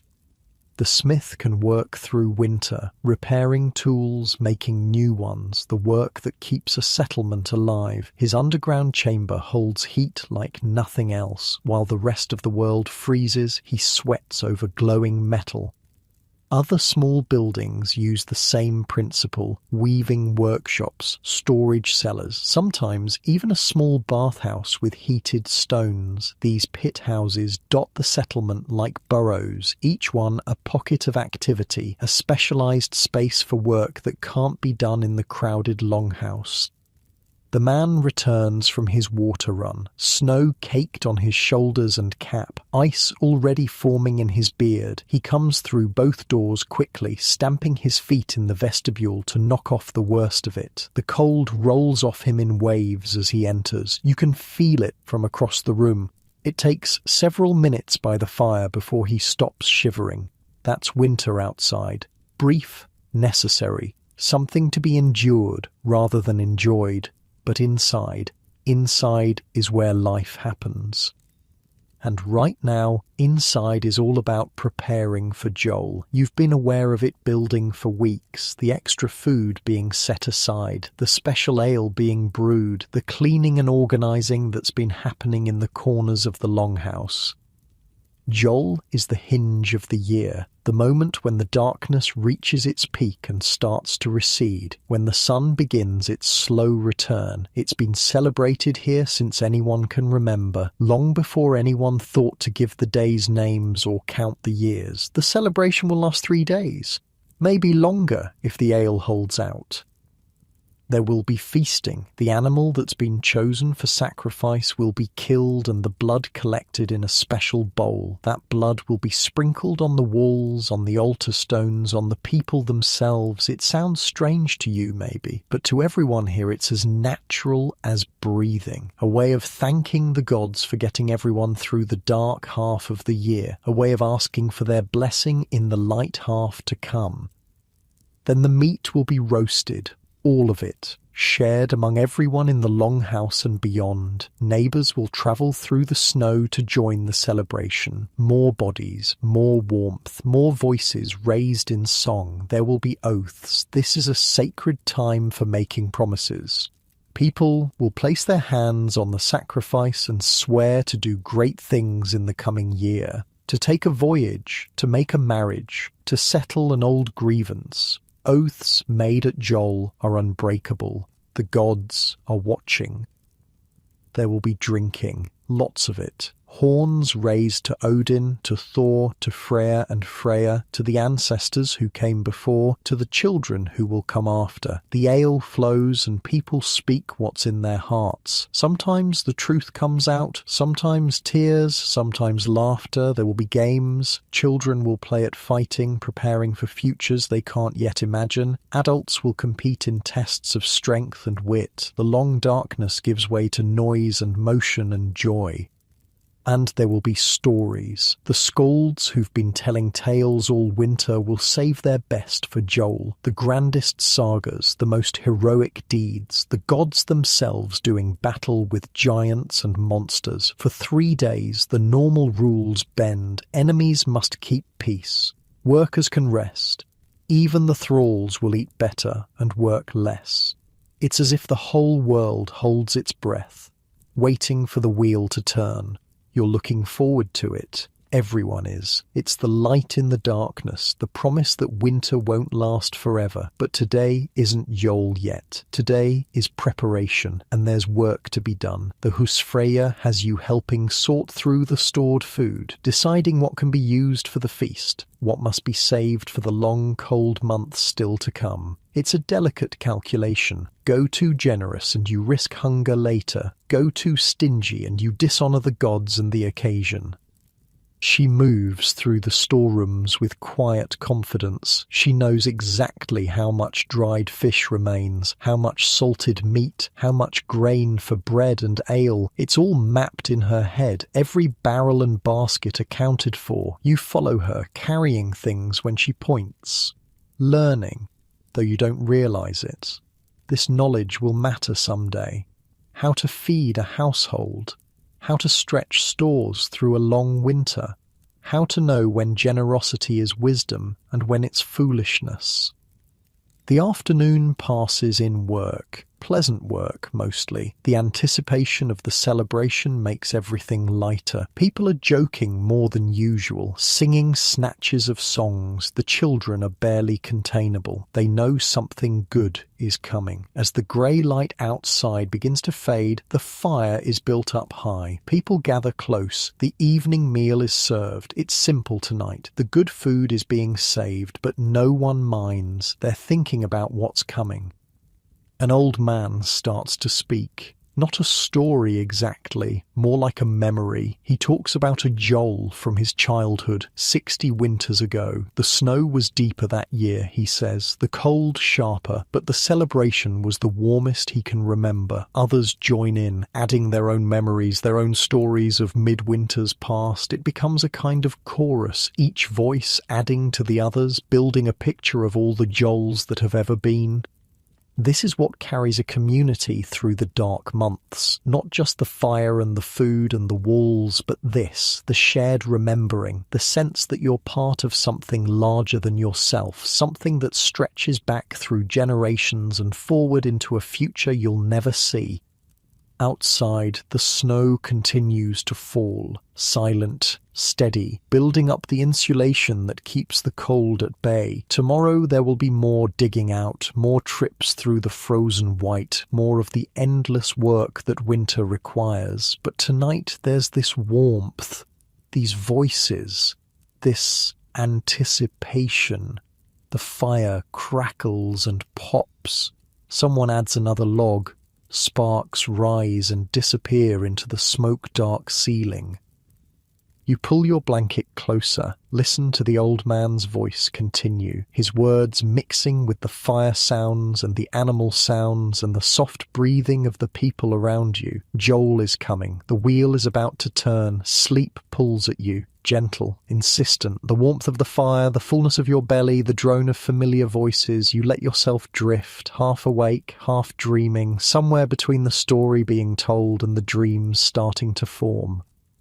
Tomorrow the preparations continue. The day after, or the day after that, the celebration begins. But for now, this moment is enough. This warmth, this quiet, this sense of being exactly where you're supposed to be. The old man's voice fades into the background.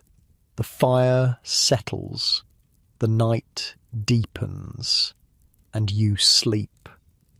The day arrives soft and quiet, grey light through the smoke hole, the smell of something special cooking over the fire, a different quality to the morning, something you can feel before you even open your eyes. Joel, you've been waiting for this. The whole settlement has, and now it's here.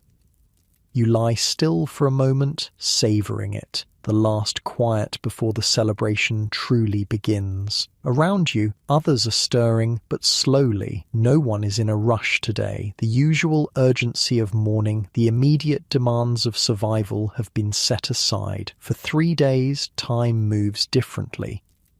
The longhouse feels different today. Fuller, somehow, even though the same people are inside. There's an energy in the air, a lightness. People move with purpose, but without hurry. Voices are gentler. Laughter comes easier. The Husfreyja has been up since before dawn. You can see it in her eyes. The tiredness mixed with satisfaction. Everything she's been planning, all those careful calculations about how much food to save and how much to spend, it all comes together now. The sacrificial animal was chosen days ago, a boar, a good one, fat and healthy despite the long winter. It represents the best the community has to offer. You don't give the gods your scraps. The killing was quick, respectful, the blood caught in a wooden bowl. And then something happened that might seem strange to you, lying in your warm bed right now. That blood was sprinkled on the walls, on the altar stones that sit in the corner of the longhouse, on the people themselves. It sounds dark, maybe, primitive, but standing there with your neighbors and family, feeling the cool drops on your skin, it didn't feel that way at all. It felt like connection, like you were all part of something larger, like the boundaries between humans and gods and animals and Earth had thinned for just this moment. Now the meat is roasting. The smell fills every corner of the house, rich and savoury. Your stomach remembers meals that didn't fill it, weeks of careful rationing, months of making do, and here, finally, is abundance. Not waste, never waste. Every part of the animal will be used, but abundance. Enough for everyone to eat until they're truly satisfied, maybe for the first time since autumn. People are arriving from other farmsteads. They trudge through the snow, bundled in their winter layers, breath fogging in the cold air. Each group that enters brings more noise, more warmth, more life into the space. Children find each other immediately. They've been stuck with the same playmates for months. New faces mean new games, new stories, new adventures. They race around the benches, getting underfoot, getting scolded, not caring at all. The old people settle near the fire. They've seen many Joels, 50, 60, 70 winters. Their presence is a kind of blessing, a reminder that survival is possible, that the community has endured before and will endure again. As the day goes on, the eating begins, not all at once. This isn't a single meal, but a continuous feast. People take food when they're hungry, return for more, rest, take more again. The cooking doesn't stop. There's the roasted boar, of course, cuts of meat that glisten with fat. The smell alone is enough to make your mouth water, to remind your body what abundance feels like. But there's also bread, better bread than you've had in weeks, made with the flour that was saved for this occasion, and cheese that's been aged since autumn, sharp and rich on your tongue, and the last of the honey, golden and sweet, drizzled over everything, and dried fruits that were packed away months ago, and ale. So much ale. The food tastes different during Joel, better somehow. Maybe it's the company. Maybe it's the relief of finally letting go of the constant worry about whether there's enough. Maybe it's knowing that you've earned this. Every person in this room has worked and sacrificed and endured to reach this moment. The drinking starts early and doesn't stop. Horns are passed from hand to hand, toasts are made, to Odin, who watches over warriors and wanderers, to Thor, who brings the thunder that breaks the ice in spring, to Freyr and Freya, who bless the fields and the wombs, to the ancestors who built this place and taught these ways. With each toast, you drink. The ale is warm and strong. It loosens something inside you. The tight knot of worry that's been there all winter. The constant low-level anxiety about whether the food will last, whether the cold will break through, whether everyone will make it to spring. For these 3 days, you can let that go. Someone starts singing an old song. One everyone knows. The melody is simple, passed down through more generations than anyone can count. Voices join in, one by one, until the whole house is singing together. Old voices and young voices, strong voices and wavering voices. The tune is simple. The words are about the sun returning, about light conquering darkness, about the wheel of the year turning as it always has and always will. You sing too, your voice mixing with all the others, becoming part of something larger than yourself. In this moment, you're not just one person singing, you're part of a chorus that stretches back through centuries. Every ancestor who sang this song at Joel, every generation that marked this turning point with the same melody. The song ends, another begins. The singing goes on for a long time, song after song, some cheerful, some solemn, some about gods and heroes, some about ordinary people doing ordinary things. The fire crackles and the voices rise and the night deepens around you all. Later, when the singing fades, the oaths begin. This is sacred business. A man stands by the sacrifice, places his hand on it, and speaks his intention for the coming year, to sail west to new lands, to marry the woman he's been courting, to settle the feud with the neighbouring farm, to have a son. Once spoken at Joel, these oaths cannot be broken. The gods have witnessed them. To fail would be to shame yourself and your family. So people choose their words carefully. They don't promise what they can't deliver, but they promise something. They commit. When your turn comes, you speak quietly. Something small but meaningful, something you've been putting off, something you need to do once the thaw comes. The words leave your mouth and become real. The oath settles into your bones. As night falls and the fire burns high and the ale continues to flow, you find yourself sitting on the bench watching the scene before you. This is the heart of it, you realise, not just the building or the fire or the food. This, the people, the together. You've spent months in this house, sleeping beside the same faces, breathing the same smoky air, eating from the same pot, working toward the same goal, survival, and you've done it, not alone. Never alone, together. The building is just a building, wood and turf and stone. Without the people inside it, it's nothing, an empty shell that the cold would claim in a single night. But with them, with all of them, from the oldest grandmother to the smallest child, from the husfreyja with her keys to the thralls who shovel the muck, the building becomes something else, a fortress. A ship sailing through the frozen months, a living thing that breathes and grows and endures. You think about the layers that have kept you alive, the wooden frame that holds everything up, oak and pine cut and shaped by hands that knew exactly what they were doing, the massive turf walls that trap the heat, layers of earth and grass 2 meters thick in places, a living shell around the living people inside, the birch bark that sheds the rain, keeping the wood beneath dry and sound, the snow that piles against the walls and adds another blanket of insulation, turning enemy into ally. And inside, the fire that burns day and night, months of gathered wood and harvested peat, feeding flames that never go out, the animals whose body heat rises through the house, turning livestock into living furnaces, the people whose warmth you've shared on the coldest nights, pressed close together when the temperature outside dropped so far below freezing that even the thick walls weren't quite enough. Each layer matters. Remove anyone and the whole system weakens. But together, working as one, they've held back the worst the winter could throw at you. You think about all the knowledge built into this place, generations of learning, trial and error, winters that taught hard lessons, people who paid attention and passed on what they learned. The whole house is a kind of memory, a physical record of everything your ancestors discovered about how to stay alive in a place that wants you dead.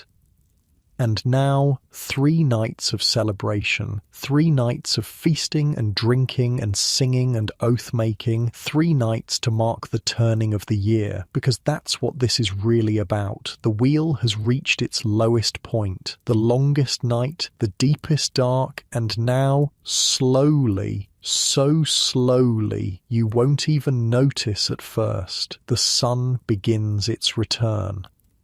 Each day from here will be a little longer than the one before, a little brighter, a little warmer. The change will be so gradual that weeks will pass before you truly feel it. But it's happening, even now, even tonight. The light is coming back.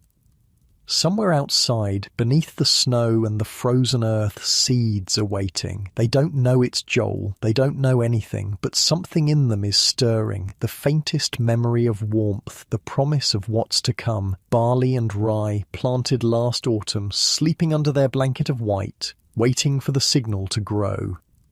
In the barn end of the house, a ewe is heavy with lamb. She'll give birth in the early spring, before the snow is fully gone, and that lamb will be the first new life of the year, a sign that the world is starting over again. Other animals will follow, calves and kids and foals. The settlement will fill with new sounds, the bleating of the young, the busy work of caring for them. The fields that lie dormant under white blankets will wake, first as patches of brown showing through melting snow, then as green shoots pushing up through softening earth. The rivers that run slow and icy will quicken, swelling with meltwater, rushing toward the sea with new energy. The birds that flew south will return. You'll hear them before you see them. The strange joy of birdsong after months of only wind and fire and human voices. The fjords will clear of ice. The boats that have been pulled up on shore, covered and waiting, will be launched again. Some will go fishing, some will go trading, some will go raiding. The world will open up after months of being closed. Horizons will expand. Possibilities will multiply. But not yet. Not for months still.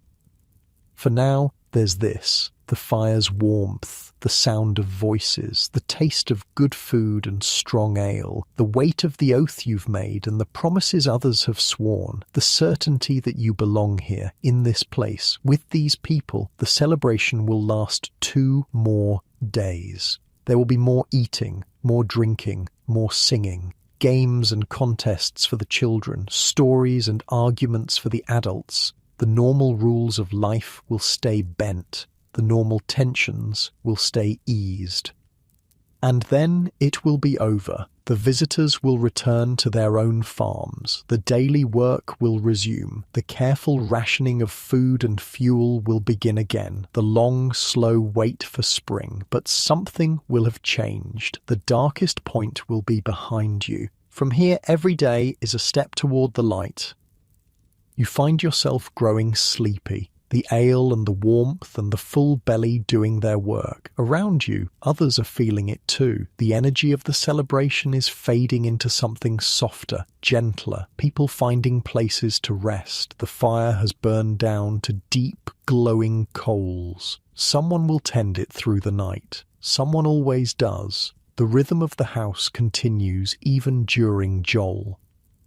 You settle onto the bench, pull your blankets around you, the sounds of the house wash over you, familiar now, comforting, the low murmur of voices, the occasional laugh, the stamp and shuffle of animals, the crackle and pop of embers. This is what you'll remember, you think, years from now. Not the cold, not the fear, not the hunger that gnawed at you in the lean months. This. The warmth, the togetherness, the way an entire community worked as one to turn back the winter, the songs and stories and oaths and small kindnesses that made it bearable, that made it more than bearable, that made it, in its own way, beautiful. The Vikings never froze in their longhouses, not because they had magic, not because they were tougher than anyone else, but because they understood something important. You don't survive alone.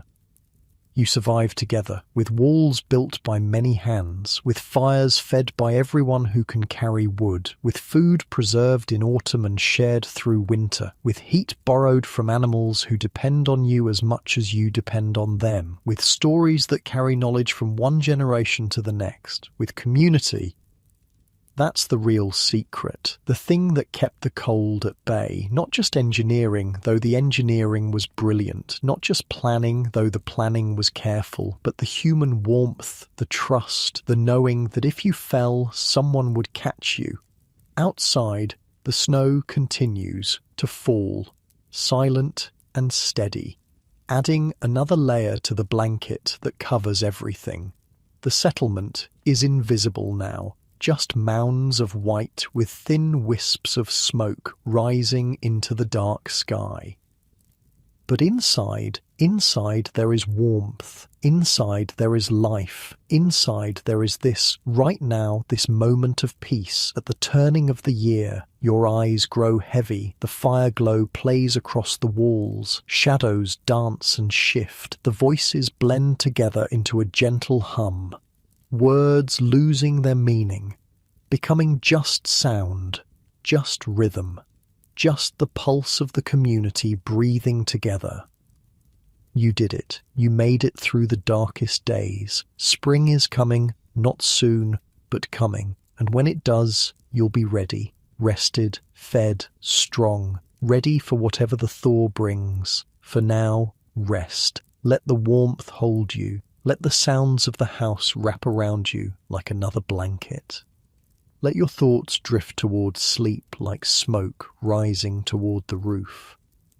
The fire pops softly. Someone adjusts a blanket. An animal sighs in the barn end. Small sounds, peaceful sounds, the sounds of a household settling into sleep. The wheel is turning, the light is returning, and you are exactly where you're meant to be. Safe, warm, home. And wherever you are right now, in your own bed, in your own time, maybe you can feel some of that same peace, the same gratitude for warmth, the same comfort of being inside while the cold waits outside. Different walls, different fire, different people, but the same human need for shelter, for rest, for home. Sleep well. Dream of long fires and thick walls and the sound of voices singing together. Dream of snow falling silent on turf roofs. Dream of the wheel turning, the light returning, the world made new. Good night.